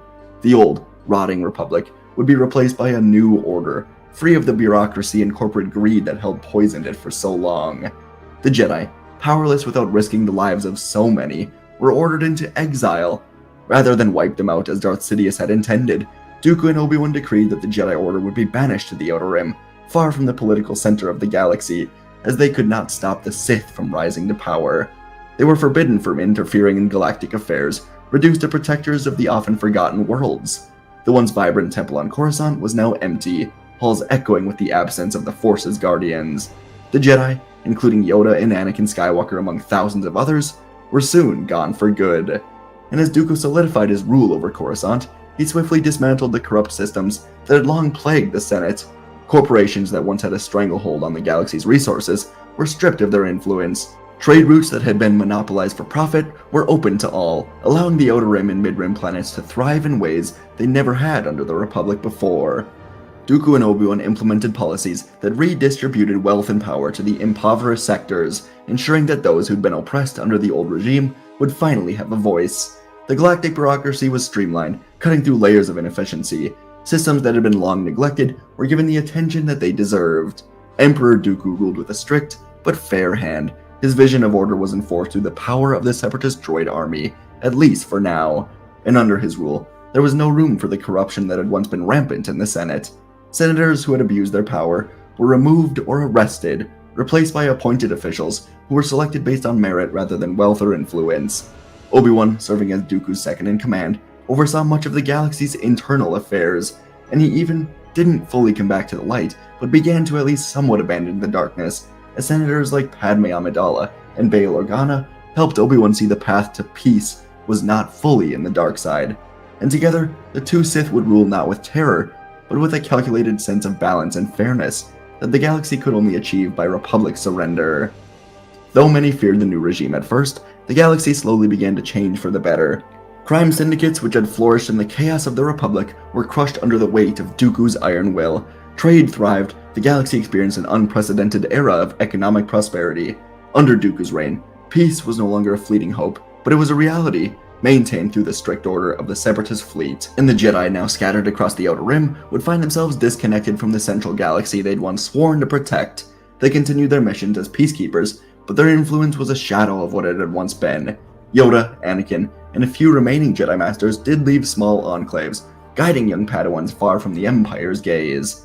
They understood the necessity of their exile, knowing that the galaxy needed stability, but they did remain watchful over the galaxy, waiting for the day they might be called upon again, back into the core worlds. They knew that someday perhaps they would have to fight back. But over time, the galaxy would come to accept Dooku as Emperor, and Obi-Wan as his negotiations enforcer. The Sith had succeeded where the Republic had failed. Dooku's empire, free of corruption and inefficiency, thrived in a way that few had imagined possible, and this rule would go on for many years. And folks, that is where our story ends today. What if Dooku left the Jedi Order but didn't join the Sith? That's our story for today. Hope you guys enjoy, and let's get right into it. Our story begins on Sereno, shortly after Count Dooku left the Jedi Order. Dooku was leading the latest decree from the newly elected Chancellor Palpatine about the results of the Naboo blockade. But as Dooku was reading, he stopped shortly before getting to the part where the deaths would be listed, as there was a visitor here to see him. Dooku authorized the entrance of this visitor, and before long, the lift door slid open to reveal Grand Master Yoda, former Jedi Master, to Dooku himself. The two of them no longer had the best relationship, but Yoda was here with a message he thought best to deliver in person. Dooku could immediately tell something was up, though he asked Yoda what was going on. Yoda said that a Sith Lord was discovered on Tatooine by Qui-Gon Jinn, and in the Battle of Naboo, that same Sith Lord killed Qui-Gon, before young Obi-Wan Kenobi eventually could defeat him. Dooku slowly closed his eyes, then calmly told Yoda that he warned the Council of the coming darkness, and their refusal to listen has now cost the life of a great man. Yoda sighed heavily, taking a seat across from Dooku, as Dooku poured each of them a glass of the finest Celestian wine. And Yoda took a sip, as Dooku said he can sense there is something else on Yoda's mind today, so he asked what it was. Yoda said that the return of the Sith is worrisome, but with Kenobi's defeat of this Sith, the Council can only wonder if this was the Master or the Apprentice. Dooku inclined his head, giving a small smile, saying that the Council suspects that he may know of the Sith. Yoda simply said they are exploring all options, and Dooku began to pace the room as he told Yoda that he regretfully does not have any information of value. But it's obvious the Sith have been waiting decades or centuries to reveal themselves. He can only assume the one on Naboo was the Apprentice, while the Master remains hidden away, waiting for a new opportunity. Yoda felt into the Force, and there was no indication that Dooku was lying, and that was simply because Dooku was not lying. He truly had no idea who the Sith was. When Dooku was contemplating leaving the Order, Senator Palpatine had taken the most interest in Dooku's departure, trying to gauge whether Dooku would be a good fit for his future plans, and possibly be his next Sith apprentice. But despite all of Palpatine's poking and prodding, Dooku consistently said the same thing. It is not the idea of the Jedi that he has grown away from, it is this version of the Jedi, this version of the Republic. But whenever Palpatine cracked open the door for Dooku to embrace a darker future, Dooku was extremely dismissive of it, saying he will always be a Jedi deep down, but he must return to Serenno and be the leader his people needed. Palpatine was forced to make a choice. He could either push all of his chips in and tell Dooku the truth about the Sith in hopes of Dooku joining him, but with the risk that everything falls apart, or he could pivot to someone new. And so, Palpatine pivoted. Dooku was simply the Count of Serenno now, not Jedi, not secret Sith, just a former Jedi turned politician, with an interest moving into galactic politics in the future. And on this day, Dooku would go back to Yoda's ship. Dooku would follow Yoda back to his ship, as the both of them would go to Naboo for Qui-Gon's funeral. It would be a somber evening, but in the gathering afterwards, Dooku and Obi-Wan would meet for the first time, as both of them shared their favorite memories of Qui-Gon. Dooku would also meet the young boy, Anakin Skywalker, who Dooku was extremely surprised was going to become a Jedi, but Obi-Wan told Dooku that it was Qui-Gon's dying wish. Dooku could only wonder what was so special about the boy, but soon he would speak to Chancellor Palpatine, congratulating him on his election to Chancellor. Dooku told Palpatine he will be watching his career with great interest, as this Republic is in desperate need for change, and perhaps that will come with someone like him. Palpatine thanked Dooku, and then Sifo-Dyas emerged from the dining area, as Palpatine told Dooku that he and Sifo-Dyas have gotten rather close over time since Dooku left the Order, as it's nice to have allies in the Jedi Order. Dooku knew Sifo-Dyas was always interested in the Republic, just like him, and Dooku would catch up with his old friend before heading back to Serenno. In the back of Dooku's mind, the conversation with Yoda still remained. Dooku wondered if the Sith were back for good, and he knew that, in time, they will reveal themselves. And so Dooku would settle back in as the Count of Serenno, with the intent to help his planet thrive. Over recent decades, corruption had run rampant on this planet, and the people, along with Dooku's family, were really hoping for Dooku to return and lead. So, Dooku did, and for the next 5 years, things on Serenno began to prosper. Dooku was pulling back on droid operations in the military so that the Serenno military could be much more full of real citizens, helping to boost employment numbers dramatically. Serenno was a hotbed for crime from off-world pirates, as it was the only place where the mineral Sicanium could be found. It was extremely valuable in trade, as it could be used to forge armor or reinforce ships. But Dooku would oversee the creation of a Serenno mining colony, and Dooku would personally lead missions at the front of the military here, whenever raiders tried to come into the planet and take it over. Dooku's blue lightsaber was a rallying symbol for the people, and over 5 years, with Dooku's influence and full focus on Serenno, crime decreased dramatically, while employment and wealth disparity was much less of an issue. The people of Serenno liked Dooku, and Dooku liked being the leader of this planet, but he always wanted something more in the back of his mind. He wasn't even sure what more he wanted, until one day, 5 or so years after the death of Qui-Gon, Dooku got a visit from Mina Bonteri of Onderon, and she had quite an interesting proposal for Dooku. Senator Bonteri would tell the Count that Onderon, along with 100 other planets, have created a treaty to try and secede from the Republic. This was a very small movement, but it was building. This greatly surprised Dooku, so he asked what was going on. Bonteri said that initially, she and many other outside the core worlds hoped that the election of Chancellor Palpatine would bring necessary change to the Republic, but they were very wrong. Bonteri said that outdated treaties between the Republic and these outlying systems were only being more reinforced. Taxation of trade routes was being ignored by the Chancellor. The outlying systems simply could not afford all of this, especially with the recent increase in piracy on these routes, as the Republic refuses to form any sort of military to aid them, and any planet creating their own militia has to go through years of negotiations with the Republic that barely even recognizes them as part of it. Dooku and Bonteri would speak for hours, until eventually Dooku asked why she has come to him. Bonteri said that she and others have seen what Dooku has done for Sereno, and their current leader is proposing that the CIS alliance go all in on militarization to catch the Republic off guard, which Bonteri and the others are completely opposed to. She and many others want to peacefully secede from the Republic, while their current leader thinks war may be the only option. Dooku asked who this current leader is, and Bonteri said it's former Jedi Master, Sidious. Dooku was beyond shocked by this. He knew Sidious had grown tired of the Republic, but last time they spoke, Dooku learned that Sidious and Palpatine were allied together for the same cause. Dooku realized now just how wrong he was. He couldn't believe that Sidious would want to militarize the CIS before negotiations could even begin, but Bonteri showed Dooku the treaties with the Trade Federation and the Techno Union. Tens of millions of battle droids were in production already, so today Bonteri simply asked Dooku to attend the next Separatist Senate Summit and enter his name to become the leader of the CIS. For weeks, Dooku would consider this, and during these weeks, he would spend hours late into the night researching the CIS. It all seemed to be formed so quickly, and Dooku would even speak to his old friend Sidious via hologram. Dooku didn't give away much. He just said that he heard rumors of a separatist alliance forming and that Sidious may be involved. Dooku knew something sinister was up when Sidious lied right through his teeth, saying that he has grown apart from Palpatine, and fighting back may be the only chance these outlying systems have of freedom from Palpatine's corruption. Dooku didn't necessarily disagree, but he knew Sidious. There was much more to this than was being revealed. He seemed eager for what would inevitably lead to galactic war, and so, in the coming days, Dooku would make his decision. He traveled to Raxus, where the CIS senators were gathered, and Mina Bonteri would invite Dooku to speak. So, Count Dooku would stand upon the elevated platform of the Raxus Assembly Hall, where the Separatist Senate had gathered. Delegates from hundreds of star systems filled the massive chamber, with murmuring and suspicion washing through them, as Dooku, former Jedi Master and now Count of Sereno, addressed them with calm conviction.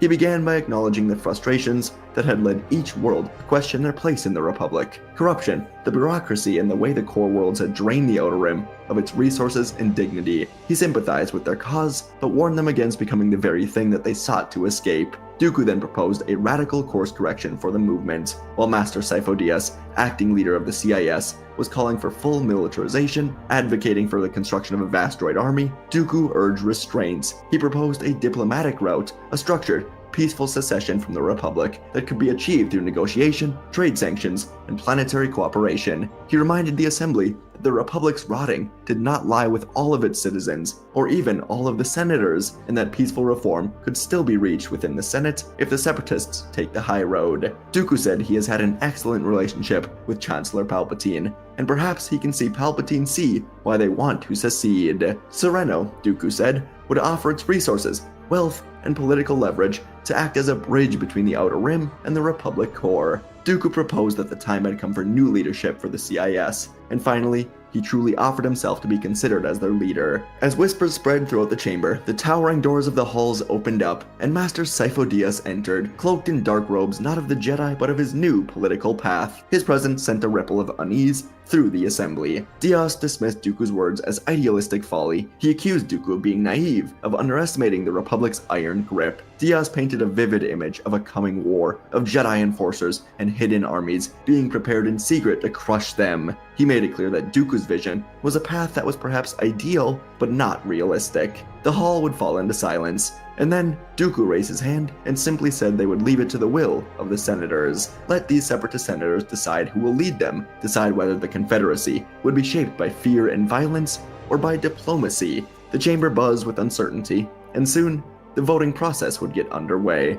This was a process that would take a few days, as many of the CIS senators were not at today's meeting and would get the voting papers soon. So, Sidious would soon go alone back to his ship. He would urgently contact the man truly behind the Separatist alliance, trying to create galactic war, Darth Sidious. The Dark Lord would address Sifo-Dyas, his apprentice, as Darth Ventress, and he would tell Dyas that Dooku has become a true thorn in their grand plan. Dyas asked what they must do, and Sidious reminded Dyas that Dooku's idealism was a liability, but perhaps it could be a tool for them. Sidious suggested letting Dooku play the role of the noble face for their movement, while the true machinery of war continues in secret. If the Separatists need a figure to bring in moderate systems, Dooku will serve that function, for now. So, Dyas would retain his secret command over the Separatist military, working through hidden channels and loyalists while Dooku served as the public face of the CIS. Sabotage, misinformation, and false flag attacks would escalate tensions with the Republic, regardless of Dooku's efforts. And when the time comes, Dooku will be forced to choose, join the darkness, or be swept away by it.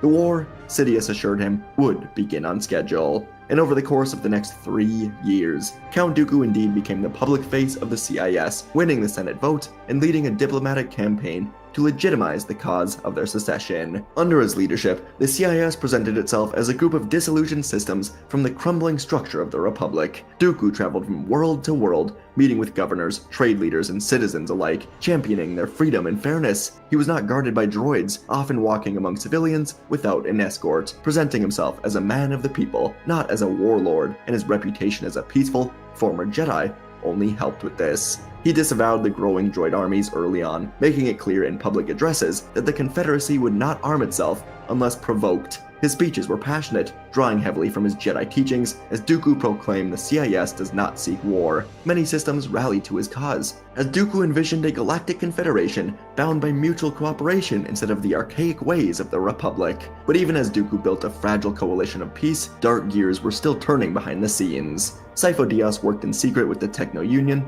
Trade Federation, and Banking Clan, as all three of these groups were given hidden Republic funds funneled through Sidious's channels, and he expanded droid production on Geonosis. Thousands became millions. Dyas convinced the other corporate leaders that Dooku's peaceful vision was noble but naive, and that it was only a matter of time before the Republic sends its Jedi to crush them. Plus, the money helped to sway them. Dooku's efforts, though sincere, could not hold back this dark tide. False flag attacks erupted across the Mid-Rim. Republic convoys were ambushed, space stations were sabotaged, and evidence always pointed towards Dooku and Separatist involvement, even when Dooku protested their innocence. In truth, it was all carefully orchestrated by Sifo-Dyas, driving a wedge between the Republic and the CIS. And as tensions mounted, the Republic Senate passed Emergency Security Acts, increased Jedi and local militia presence near Separatist worlds. Skirmishes were breaking out along the borders. Jedi were deployed more frequently. Fear bled into every HoloNet broadcast. Dooku was increasingly isolated. His credibility was being stained. He pleaded with the Republic Senate for open dialogue, but was constantly shut down. Even within the Separatist Council, voices of diplomacy were falling silent. The Jedi Council could not speak with him without being accused of treason. Dooku began to suspect he was not only being undermined, but used. And Dooku knew it had to be Sifo-Dyas. It was then that Dyas came to him, offering a private meeting. He invited Dooku to a storm-wrecked world on the edge of the galaxy, Camino. Dooku would indeed follow the coordinates given to him by Dyas, and he would look into the facilities in horror. Clone troopers marched in perfect formation, tens of thousands of them, bred for war. The Republic, it seemed, had been preparing for this all along. Dyas stood beside him, saying the Jedi Council was blind. But then, Dyas decided to turn Sidious's plan upside down. He was supposed to convince Dooku that war was inevitable, and that he should work with the Sith. But instead, Dyas told Dooku that he has been working with the Sith, and an opportunity has been presented to the both of them. They can defeat Sidious together. They can take the galaxy for themselves, make things the way they want them to be. Dooku stared at the clone army below as the pieces came together. He recalled Palpatine and Dyas working together on Naboo, only for them to become bitter rivals to the public. Dooku saw that he, like the rest of the galaxy, was played. The pieces had been moving for far longer than he'd realized. He'd been a banner of false hope, nothing more. He looked back at Dyas, knowing what he must do, and Dooku reached to his belt and ignited his lightsaber with a blue hiss. He said he will do what he must. His voice was steady. It was a whisper beneath the storm. Dyas angrily slammed his fist into the wall, telling Dooku to stop being so blind. The galaxy is broken. Republic, Separatist, it doesn't matter. A new system is needed. Dooku just calmly looked to his former friend and said that perhaps he is right, but any system ruled by the Sith, ruled by darkness, will fail, and he will ensure the Sith do not win. Sidious ignited his red blade, its glow illuminating the white Kaminoan halls with a blood-red hue. For a moment, the two former Jedi stood still, the years of friendship and history washing away. And then, Sidious took the first step forward, slashing at Dooku in a wide arc, and Dooku met it with his signature elegance, blue blade catching the strike with a sharp crack. The duel erupted from here, blades mirroring the storm raging beyond the doors. The two of them fought through the observation deck, knocking over consoles, slicing through the walls. Sparks flew as they clashed, Kaminoans ran out of the way. Dooku's finesse was parrying the wild, aggressive Jedi form, enhanced by the strength of the dark side. The fight spilled into the Kaminoan corridors. Clone cadets and technicians were scattering in fear. Dooku ducked low as Sidious hurled a burst of force lightning, sending huge canisters crashing into the wall. Dooku used the momentum to spring forward, locking blades, pushing Sidious back towards the exit. The red and blue sabers spun against each other, before Dooku kicked Sidious through the doorway and out onto the rain-slick platforms. Wind howled across them as rain slammed into them in heavy sheets. Dooku's cloak was torn away by the wind, disappearing into the raging sea below. The footing was rough, but both men moved as true warriors, leaping from walkway to walkway, slashing at each other midair. Sidious, using the weather to his advantage, sent waves of water and lightning at Dooku, but the Count sliced through each of them with an extra bit of effort. The two of them locked blades once more, before Sidious force-pushed Dooku off of one of the platforms, as Dooku fell far to one of the lower ones. They landed hard, and Dooku nearly slipped into the water, but he caught himself with a kick, spinning around just in time to block a devastating overhead strike from Sidious. The force of it nearly knocked him to his knees. Sidious snarled in darkness, yelling at Dooku through the storm that he cannot stop what is to come. The galaxy is dying, but they can be the cure. Dooku backed away, strength waning, but not his focus. He shook his head, telling Sidious that he and the Sith are not the cure. They're the disease. Then both of them flew through the air, and with one final surge of his will, Dooku parried a brutal strike, twisted inward, and delivered a precise thrust into Sidious' shoulder, forcing him to stumble backwards to the ledge. Dooku followed up with a sweeping slash across his chest, then disarmed Sidious and sent his red blade spinning into the sea. Sidious looked up in disbelief as Dooku's boot connected with his chest, sending him toppling over the edge. He reached for the ledge, but the storm claimed him, helping push him far away. His scream was lost in the thunder as he vanished into the crashing waves below, a fall that no one would survive with his injuries. Dooku stood alone on the rain-soaked platform, and he knew the galaxy was in his hands. And so before long, Dooku would stand before the Jedi Council, presenting the evidence he had retrieved from Kamino. Surveillance footage, genetic logs, encrypted messages linked Sidious and Chancellor Palpatine to the clone army's creation and the manipulation of both the Republic and the CIS. Yoda and Mace Windu had been working hard to avoid war with the Separatists, and they saw that the Sith Lord they'd long been searching for had been sitting at the heart of the Republic. With time running short and Sidious's plans accelerating, the three masters moved to confront the Sith Lord. Inside the Chancellor's office, the trio entered to arrest Sidious, and the Dark Lord ignited his blades. The duel would tear through the Grand Office, shattering windows, throwing debris into the air. Yoda flipped around and twisted, delivering precise strikes that tested Sidious's speed, and Windu matched the Sith's rage with Vapad, feeding off Sidious's dark energy. Dooku was the perfect complement for both of these Jedi. The Sith Lord would fight with great power, but the combined strength and balance of Dooku, Windu, and Yoda would help destroy Sidious. And the death of Sidious would unravel the Sith plan almost overnight. With Dooku's evidence and the Jedi support, a galactic broadcast would be sent across the HoloNet, revealing the Sith manipulation of both the Republic and the Separatist Alliance. Clones being produced in secret, droid armies moved into position under false ideas. It was all shut down.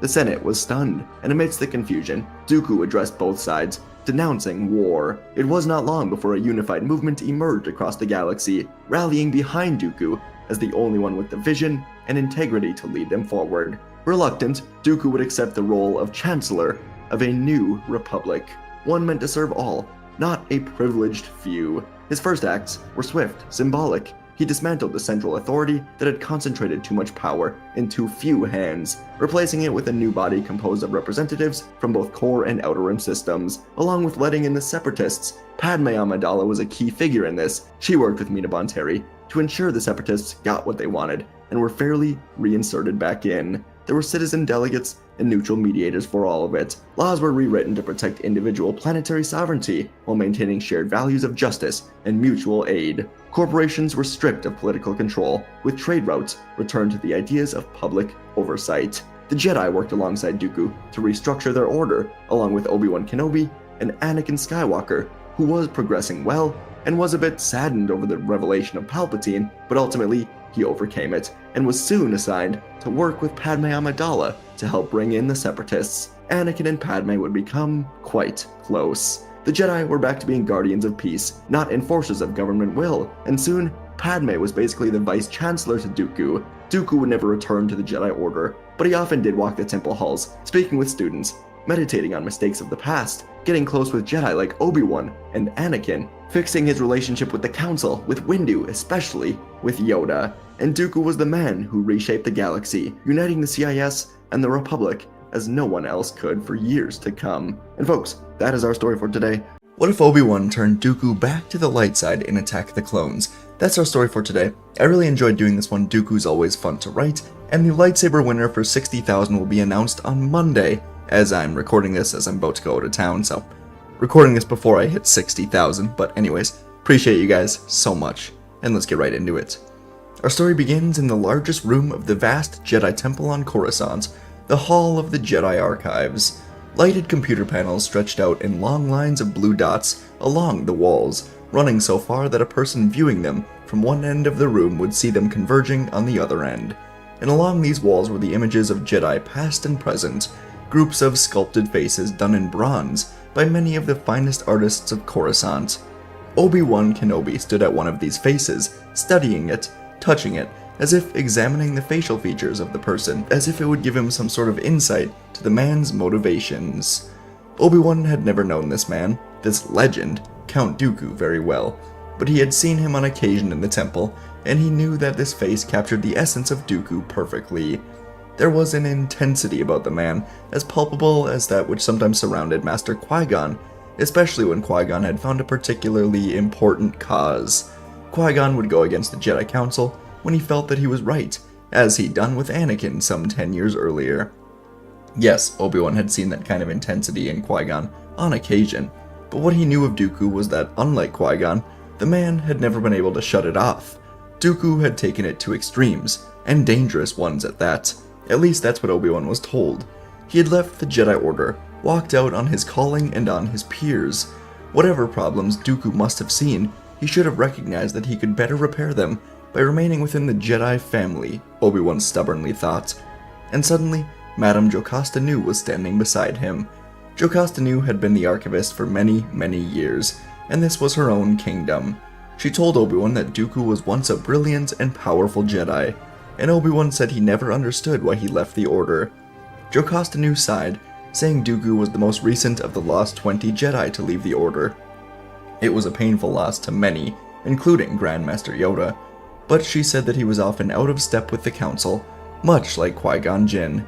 And Obi-Wan asked if Dooku was truly similar to Qui-Gon, and Jocasta said yes, both were individual thinkers, idealists. And Jocasta continued, saying that Dooku always wanted to be the best Jedi, but no one could really match his fencing lightsaber style, while his knowledge of the Force was unique. And in the end, he left because he lost faith in the Republic, believing it was far too corrupt.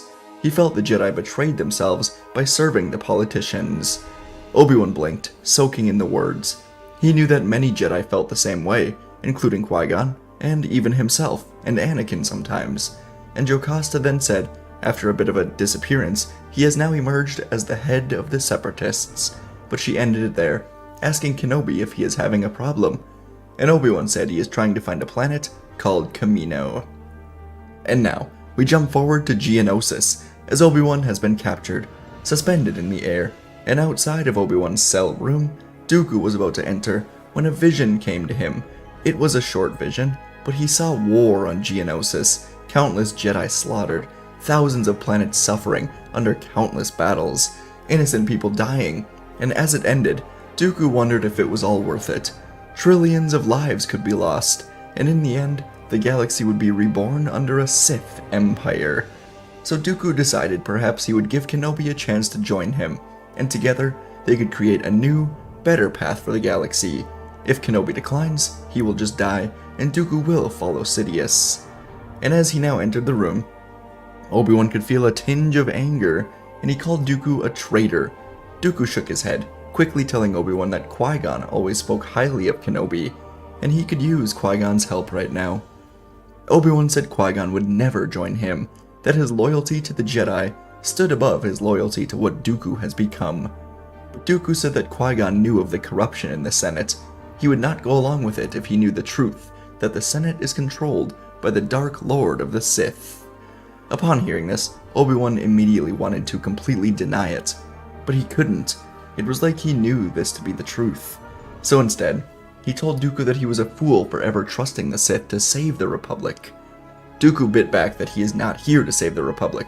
He wants to destroy it, start over.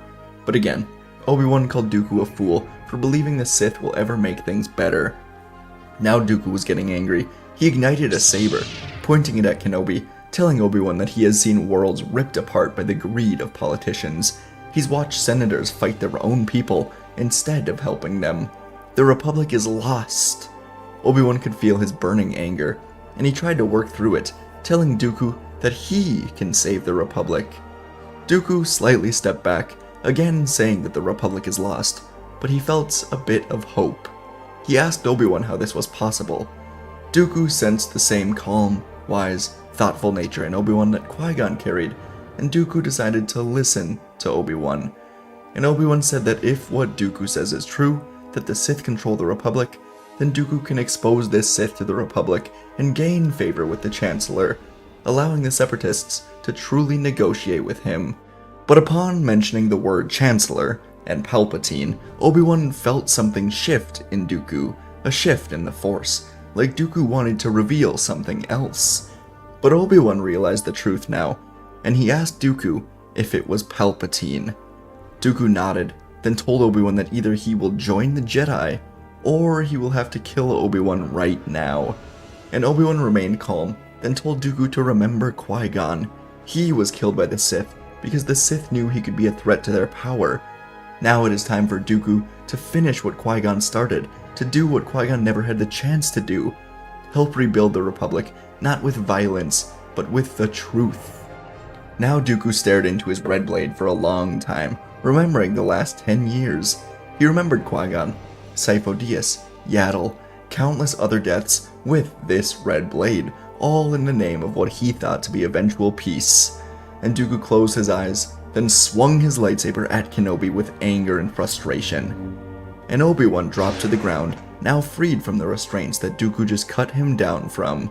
He grabbed Dooku's outstretched hand as he helped Obi-Wan up, reclaiming his title as a Jedi.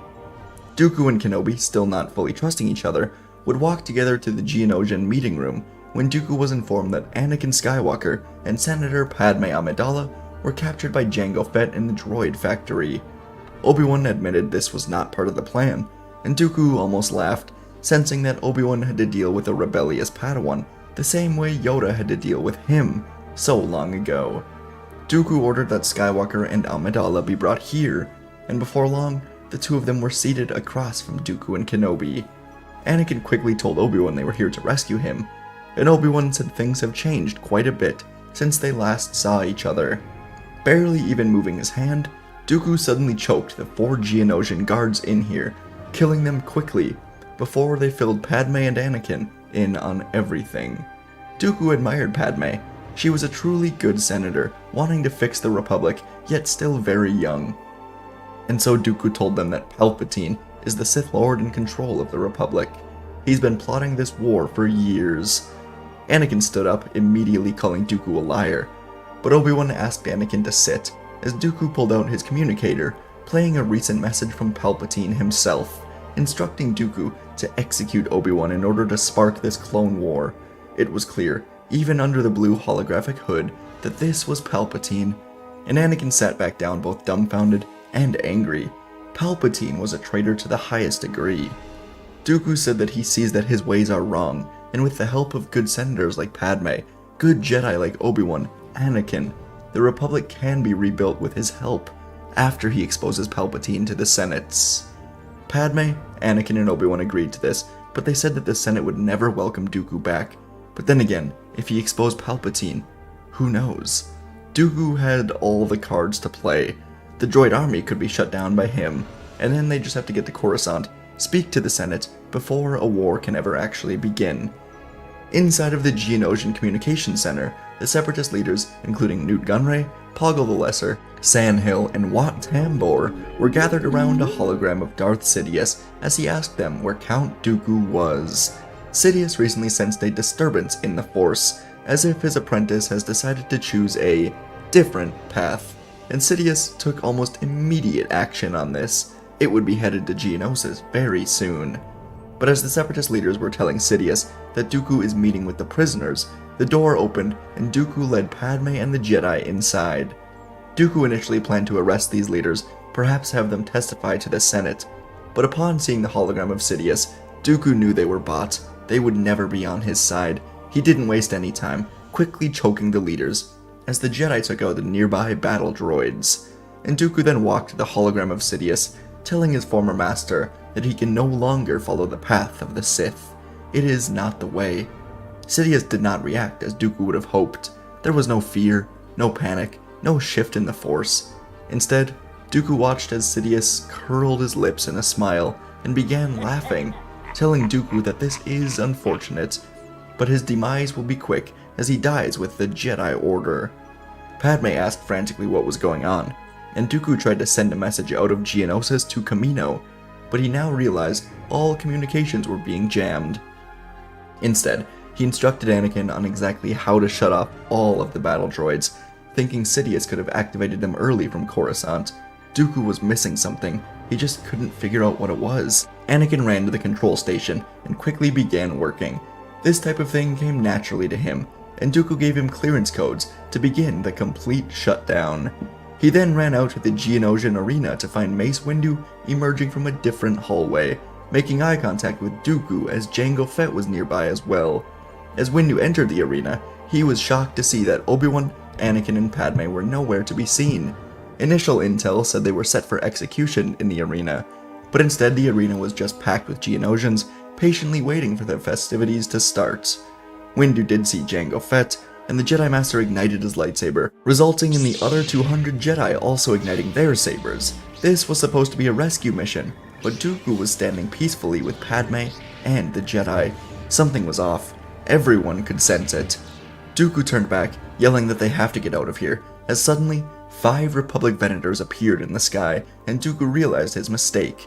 Palpatine escalated the arrival of the clone troopers here, and as soon as the legions of clones arrived, Palpatine would order them to execute Order 66, take down all of the Jedi, including Dooku, and dozens of clone gunships would emerge from the Venators, pouring down to the arena, not to rescue the Jedi, but to kill them. Yoda was in one of the gunships when the clones turned their blasters on him, but he quickly cut through the 5 clones in here, then used the Force to eject the pilot. His gunship crashed to the ground, sliding across the sand as he jumped out of it, once again igniting his saber, landing amongst Windu and the other council members. As Windu asked what was going on, Yoda said he brought the clones to help, but they've all suddenly turned. There was no time for questions, as the clones began firing down at the 200 Jedi, while many of them were landing on the ground as well. As these 200 Jedi fought and died to the clone army, Anakin finished the droid shutdown command, and when it was done, he saw that a kill switch was installed for all of the factories. Dooku told him to do it, so Anakin hit the switch. This self-destruction of the droid factories would cause the entire arena to begin rumbling, and Dooku said he has an escape plan. Everyone followed as he jumped down into the arena with the Jedi, while Anakin was holding Padme. They landed in the middle of the battle, and at this point, around 20 of the 200 initial Jedi had survived the onslaught of the gunships and clones. The ground was shaking as the factories were exploding under and around the arena as Dooku landed, telling Windu and Yoda to follow him. Obi-Wan nodded his approval. The surviving 20 Jedi ran through the arena doors, blocking blaster fire, cutting down clones in the way, and Dooku was able to blow the doors open as the Jedi all sprinted inside, as the Republic Venators got into range of the arena, firing heavy blasts onto the arena floor, obliterating it as the Jedi got safely inside. Dooku would guide these 20 Jedi to the ships of the Separatist leaders, and there was just enough space in these ships to fit all of them.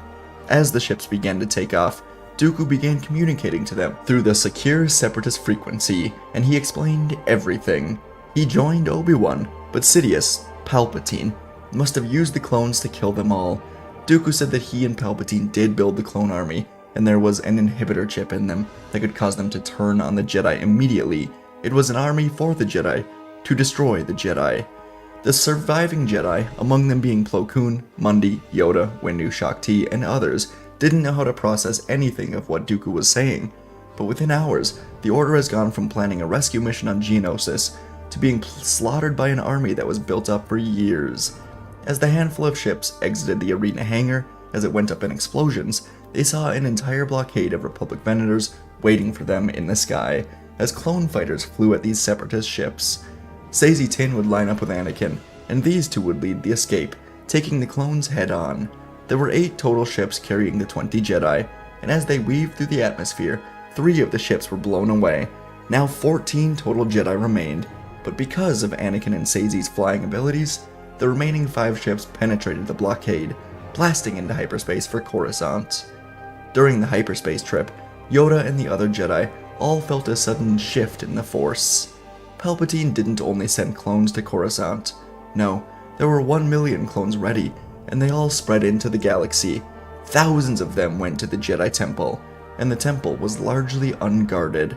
By the time the 5 ships emerged from Coruscant, managing to blend in with the traffic, the temple had completely fallen. Fires burned, smoke filled the air, and they landed their ships in a discreet hangar bay. Together, the 14 survivors moved to the temple, including Dooku. The halls were littered with corpses of clones, temple guards, and Jedi, too young or old to protect themselves. Obi-Wan saw that Jocasta Nu had died in front of a group of younglings, protecting the children. As the survivors all looked around, Anakin ignited his saber, moving in at Dooku, asking if this was all part of his plan. Dooku simply shook his head, and the other Jedi could sense he was telling the truth. But he didn't deny this was all his fault. He never wanted this. So he asked the Jedi to let him fix this. They all must go into exile, rebuild their order, start fresh, build off of their mistakes. He will go to the Senate. He will do what has to be done with Palpatine. He then looked at Padme, telling her that the Senate will listen to her after Palpatine is dead. She must step in, lead this crumbling republic to a new, better place. The Jedi and Padme would agree to this. They were being hunted down, and it would be easier for Dooku to confront Palpatine alone, rather than 14 Jedi trying to sneak into the Senate. So the Jedi left Dooku, and Obi-Wan stayed back a moment, telling Dooku that Qui-Gon would be proud, despite all of his mistakes. He is doing what has to be done. He can feel it through the Force, as if Qui-Gon is always around, as if he is happy to see this. Dooku genuinely thanked Obi-Wan. Then he and Padme went to the Senate building. As Palpatine was speaking to the entirety of the Galactic Senate, he said that the Jedi were found to be traitors in liege with the treacherous Separatist Alliance, but luckily the Grand Army of the Republic was trained well enough to take them out. Palpatine continued on, describing how the Jedi planned to start a war on Geonosis in order to soon take over the Republic, but he is the one who put a stop to it. Before Palpatine could declare a galactic emergency, make himself Emperor of the Galaxy, lightning shot up from the bottom of the Senate chamber, slamming into Palpatine's pod.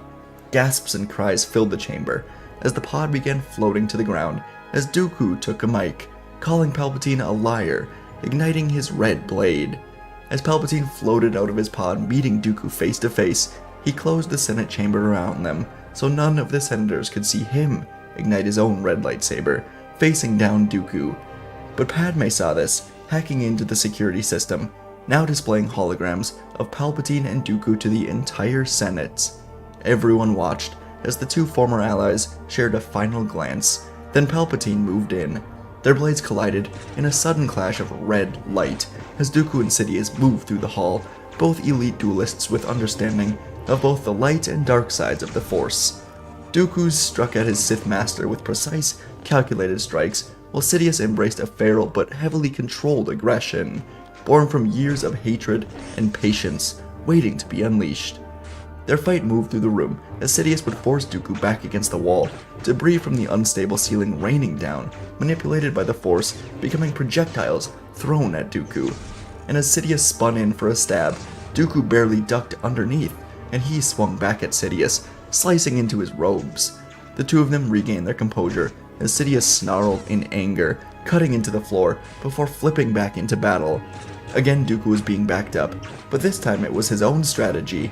He once more waited for Sidious to overplay his hand, and once he did, Dooku crushed the lights with the Force, sending a wave of fire and lightning at Sidious. The Sith Lord waved it off as his robes caught fire, illuminating him in the new darkness. Sidious closed his eyes, waiting for Dooku to make a move in the dark. And in a desperate bid, Dooku would lunge forward, lightsaber aimed for Sidious's heart. But Sidious evaded it with crazy speed, countering with a brutal kick to the face, sending Dooku sprawling to the floor. Lightning crackled from Sidious's fingers, but Dooku spun away, deflecting it now with his lightsaber, though the effort did visibly weaken him. Sidious closed in, the lightning and red sabers lighting up the room, and he got to Dooku, slamming his saber down on him again and again until they locked sabers. This, though, allowed Dooku to gain the upper hand. He guided Sidious's saber to the floor, smiled, then sliced up through Sidious's chest. Sidious gasped with surprise, trying to move back in, but Dooku had already won. He dodged this next strike from Sidious, then stabbed the Sith Lord through the back as he fell to the floor, suddenly dead. And upon his death, Padme would leave her hiding spot, opening the Senate Hall once more, floating up with Dooku in a pod. Everyone just saw who Palpatine truly was, and now the leader of the Separatists stood with Padme as they detailed the truth of Geonosis. All of it was a power play for Palpatine. The Senate would learn the truth from Dooku, and over time, Padme would convince the Senate that the Separatists were right about the corruption, and she would be the newly elected Chancellor for the Republic. Dooku would go into a hidden retirement to avoid arrest, but he would secretly advise Padme very often on how to begin truly rebuilding this Republic. The Jedi Order would survive, led by Yoda, Windu, Kenobi, Depa-Billaba, Shaak-Ti, Plo Koon, and Anakin Skywalker, among around 1,000 survivors of the clone purge around the galaxy. The clones were quickly called off, and the cloning process was stopped after Palpatine died. The Republic decided to keep the already created 1 million clones to maintain some security in the chaos following the near war on Geonosis. And they proved to be good men after the inhibitor chips were removed. They would never interact with the Jedi as they rebuilt on the islands of Ahch-To, finding themselves away from politics, no longer serving the politicians, but instead serving the people. Anakin and Padme would not marry, at least not for a few years, as Anakin would take on the challenge of helping rebuild the Jedi Order, while Padme was the new Chancellor of the Republic. And folks, that is our story. What if Dooku saved Qui-Gon on Naboo? That's our story for today. I hope you guys enjoy this one. Always love Dooku Qui-Gon stories, so let's get right into it. Our story begins inside of the Jedi Temple, as former Jedi Master Dooku was speaking to Yoda and Windu. Dooku just learned that Qui-Gon and Obi-Wan went back to Naboo, and because Dooku was communicating with Darth Sidious, he knew that the Sith apprentice Maul would be waiting for them there. Dooku asked Yoda and Windu why they didn't send more Jedi with them, and the two High Council members said that they weren't sure if this threat of a Sith was even real. They were already deep in Naboo issues with 2 Jedi. Any more could be seen as Jedi oversight. Dooku sighed with disappointment, saying that sometimes matters should be important enough for the Jedi to overstep. Is it not their duty to serve and protect the people of the Republic? Windu said that it is, so long as they are in the confines of the Republic. So Dooku had to excuse himself before he said something he might regret, now walking out to the great tree, and he contemplated his path in life. The Jedi were extremely comfortable here on Coruscant, seated atop the great city with nothing to worry about. The threats of the High Republic were gone, and the Sith were merely an old legend at this point. But Qui-Gon told them that the Sith returned, and the Council simply didn't care. And Dooku was in liege with that Sith. The blockade of Naboo was the first step to a long plan to eventually bring down this corrupt republic. But Dooku had to wonder, was trusting a Sith worth Qui-Gon's life? Dooku knew of Maul, and he was stronger in combat than Qui-Gon, a Zabrak warrior born to hate and kill the Jedi. Dooku didn't know what to think, but then something clicked. Perhaps Qui-Gon would make a better ally for their cause than Maul ever could. He wanted the same thing as Dooku, a better order, a better republic, but would he be willing to do what it takes to bring upon that change? There was only one way to find out. Dooku knew he could save Qui-Gon, tell him to join the dark side with him, and if he does not join him, then Dooku will do what he must to complete his own descent into the dark side. If he kills Maul, then he can take his place as the true Sith apprentice as well. So Dooku realized now that he will go to Naboo, save Qui-Gon, get him to join the dark side. He would tell Sidious about it later, after Qui-Gon has joined them, and Dooku began running to the temple hangar, past many former Jedi friends, and he took off for Naboo. On Naboo, inside of the plasma refinery, the Duel of the Fates has begun a while ago now. Maul was kicking Obi-Wan off of a ledge, getting Qui-Gon alone, and now Obi-Wan had to begin climbing back up the levels, trying to chase down Qui-Gon and Maul. He feared for his master's life. Could he take on this Sith alone? But as Obi-Wan was jumping up, he watched suddenly as a different Jedi sprinted past him, and Obi-Wan quickly realized it was Master Dooku, who he never actually met before. And Dooku ran after Qui-Gon and Maul, who were now battling in the closing ray shields, and Dooku was able to run just quick enough to make it into the same shield area as Qui-Gon. Qui-Gon was breathing heavily. The battle was wearing him down, but now he turned with a smile, greeting Dooku with extreme surprise. He was super thankful to have him here, no matter why or how it happened. And Dooku said they will do this together. Maul realized now that he may be outmatched, but he had nowhere to go. He stared at the two Jedi with a burning rage, watching through the ray shield as they both got to their knees, closing their eyes, meditating in the Force together. As the two of them began meditating, Qui-Gon was in battle meditation, and he was trying to connect with his former master so the two of them would be able to battle seamlessly together. It's something they've done in the past, but as Qui-Gon felt for Dooku, he didn't find peace or connection within him. Instead, Qui-Gon found a swirling darkness clashing with a struggling light deep inside of Dooku, and Qui-Gon could feel that his master was not the man that he once was. Something has changed, and it took this meditation to feel it.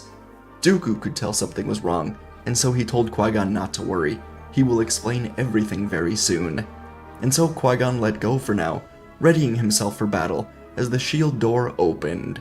Dooku and Qui-Gon ignited their sabers, moving in on opposite sides of Maul.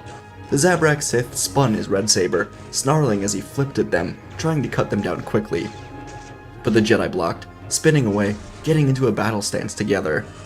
Maul ran at them again, and from behind the ray shield, Obi-Wan Kenobi watched as his master, Qui-Gon Jinn, blended in his fighting style perfectly with his own master Dooku. The two of them quickly had Maul on the defensive, forcing him back to the wall, as he began pulling objects off of the wall, trying to hit the Jedi. As Maul was backed up, he swung at Dooku's head, but Dooku was able to cut through his saber, kicking Maul across the reactor shaft. He now only had one side of his saber, so he grabbed a plasma canister from the wall, slamming it to the ground. It hit right in front of Qui-Gon and Dooku, creating a large fire. Dooku heard Qui-Gon scream in pain, and he decided to end this. He reached his hand through the fire, blasting Force lightning for the first time, and it caught Maul completely off guard. He tried putting his saber up, but it was too late, and he was crashed hard into the wall as Dooku moved around the shaft, pouring lightning into Maul as he writhed on the ground. Qui-Gon ran up, putting a hand on Dooku's shoulder as Dooku plunged his saber into Maul's shoulder. Qui-Gon urged him to stop. He was defeated. Dooku finally did stop, and the defeated Maul took this opportunity to barely roll away, diving into the reactor shaft, thinking that this tiny chance of survival was better than being captured by the Jedi. And as Maul escaped, Dooku turned to Qui-Gon, snapping at him, saying that he allowed Maul to escape. But Qui-Gon said that he was already defeated. He likely would not survive the fall. It is not the Jedi way to kill an unarmed enemy. Dooku nodded, then said that perhaps the Jedi way has become archaic and should be done away with. He then turned to the ray shields Obi-Wan was in, using the Force to crush it, keeping Obi-Wan stuck inside so he could talk to Qui-Gon alone. Qui-Gon asked what has happened to him, and Dooku said that he has realized what he should have realized long ago.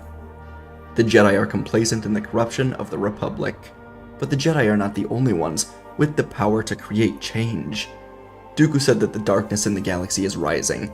It was born from the darkness in the galaxy that the Jedi allowed to take place, and now that darkness can be used to tear down the Republic, make it better, make things the way they want them to be. But Qui-Gon simply shook his head, saying that the dark side is never the way. He chooses the light not because it is always the right path, but because it is the light. That is something that Dooku taught Qui-Gon. The light side is what they serve because the darkness only brings pain, suffering for those around it, and those who fall for its trap are weak, Qui-Gon said. Dooku wanted to object, but Qui-Gon was using his own lessons against him. Dooku asked how they can even do anything in the light side though. The Jedi are a joke of what they once were. But Qui-Gon said that perhaps he is right. He has considered leaving the Jedi Order on Coruscant, but not to join the Sith, not to join the dark side. Instead, perhaps they could leave the Order, create their own new sect of Jedi, be keepers of the peace once more, not lapdogs for the Senate. Dooku considered this. He hadn't really considered it in the past. Sidious had come to him, offered him a way to help rebuild the galaxy, and it was something that Dooku wanted to do, so he took the opportunity. But now, this was a different path. But Dooku said it may be too late for him. He has done terrible things for the Sith. Qui-Gon assured him that it is never too late to come back to the light. You can always be redeemed. He grabbed Dooku's lightsaber and asked him to let him help. Dooku reached out for the lightsaber. He could kill Qui-Gon here, continue his own descent into darkness. But instead, he nodded slowly, saying he knows what he is doing is wrong, but he saw no other way to bring peace. Perhaps a new Jedi Order is the way. And so they would leave Naboo soon, with Obi-Wan and the young Anakin Skywalker. Qui-Gon told Dooku that he is the chosen one. He can be the pride of their new Jedi Order. And after a long trip through hyperspace, where Dooku got more acquainted with Skywalker and Kenobi, while also allowing himself to embrace the light once more, and consider the possibilities of a new order, they would arrive back on Coruscant, inside of the Council chambers. And now, Qui-Gon and Dooku would tell the Council everything. Dooku would reveal his own truth. Dooku would say that the Council can choose to ignore him, as they've ignored every instance of darkness rising in previous years, or they can trust him, follow him to the true Sith Lord, to his hideout. The Council dismissed Dooku and Jin for the time being, as they wanted to discuss these matters without them. And after a long discussion, the Council would decide to trust Dooku for now, but once this is over, he must be heavily investigated. Dooku would accept this, knowing that he wouldn't be around once this was over. He and Qui-Gon would be starting their own order. The Jedi Council would not be in charge of him any longer. So, the entire Council, plus Dooku and Jin, would board 3 Jedi transport shuttles, taking off for the industrial sector, to a building that Dooku has laid out for them. Dooku said there were 3 main levels to the building. There was the hangar, where Darth Sidious would be waiting for him right now. There was a middle level, where he was beginning to build up some of his ancient artifacts. And then there was the bottom level, with tunnels leading all the way underground to the 500 Republica building, where the Chancellor lived. The transport to the hangar consisted of Yoda, Depa Billaba, Eth Koth, Ki-Adi-Mundi, Yarael Poof. The second level transport had Adi Gallia, Apo Rancis, Evan Peel, and Sazy Tin. And the bottom level transport had Yaddle, Plo Koon, Mace Windu, Dooku, and Qui-Gon. All 3 Jedi transports flew into the sector at a low altitude to stay hidden. And when the building was in sight, they all broke off to their different areas, preparing to stop the Sith once and for all.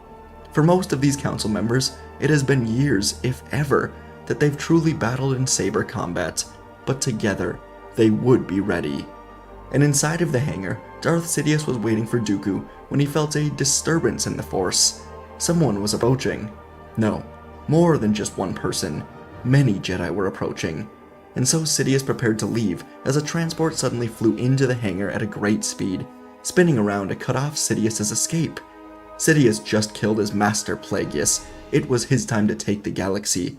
He would not be denied by the Jedi. And as the ship landed, Sidious reached out both hands, firing heavy lightning at the engines. The ship quickly exploded as Yoda, Billaba, and Eth Koth jumped out, igniting their sabers. Mundi and Poof died in the ship's explosion, and Yoda would guide Billaba and Koth into the duel, flying at the Sith Lord.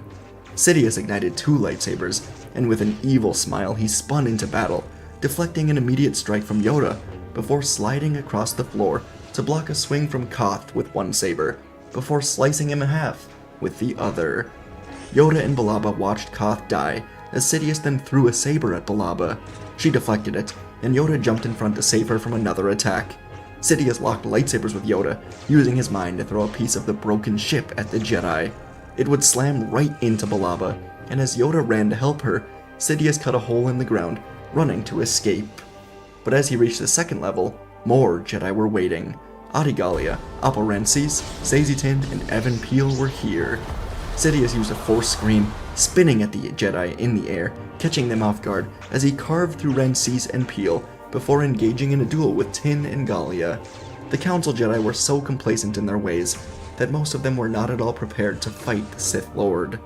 But Sazy managed to cut into Sidious's robes, and he flipped away in anger, ripping up the floor with lightning, throwing it at Galia and Tin. The two Jedi managed to avoid all the pieces being thrown at them, but Sidious landed behind Sazy, stabbing into him with both sabers, before Galia unleashed a Force push, slamming Sidious into the wall. He smiled, impressed with the Council Master, then brought the roof down on her as Yoda came to join her as she became trapped. Sidious then sprinted down to the final level, and he reached his speeder, which he used to get from the industrial sector back to the main city. But it was destroyed, and from the shadows ignited 5 more lightsabers: Windu, Plo, Qui-Gon, Yaddle, and Dooku. Sidious snarled, saying he should never have trusted Dooku. The Jedi saved their best fighters for last, and together they quickly closed in on Sidious. By this point, Sidious was being heavily worn down. He'd already fought 2 waves of Council Masters. He spun, deflecting 5 strikes at once, but Windu sunk into Vapod and quickly was able to cut into Sidious's leg. He fell to a knee, shooting out lightning to hit Yaddle and Qui-Gon, sending them slamming into a wall, but Plo Koon deflected the lightning back at Sidious now, and he fell to the ground. As he scrambled to get back up, Dooku moved in, cutting his hands off, then kicked him back to the wall. Yoda, Depa Billaba, and Adi Gallia now reached the bottom level. Sidious was defeated. He looked up to Dooku, telling him to do it, kill him, accept his place as a Sith. But Dooku closed his eyes, turning away as the Jedi arrested Sidious, bringing him to the Jedi Temple prison, where he would be frozen in carbonite forever. Within hours, Sidious would be knocked out, frozen in carbonite as the Jedi Council asked the Senate to gather.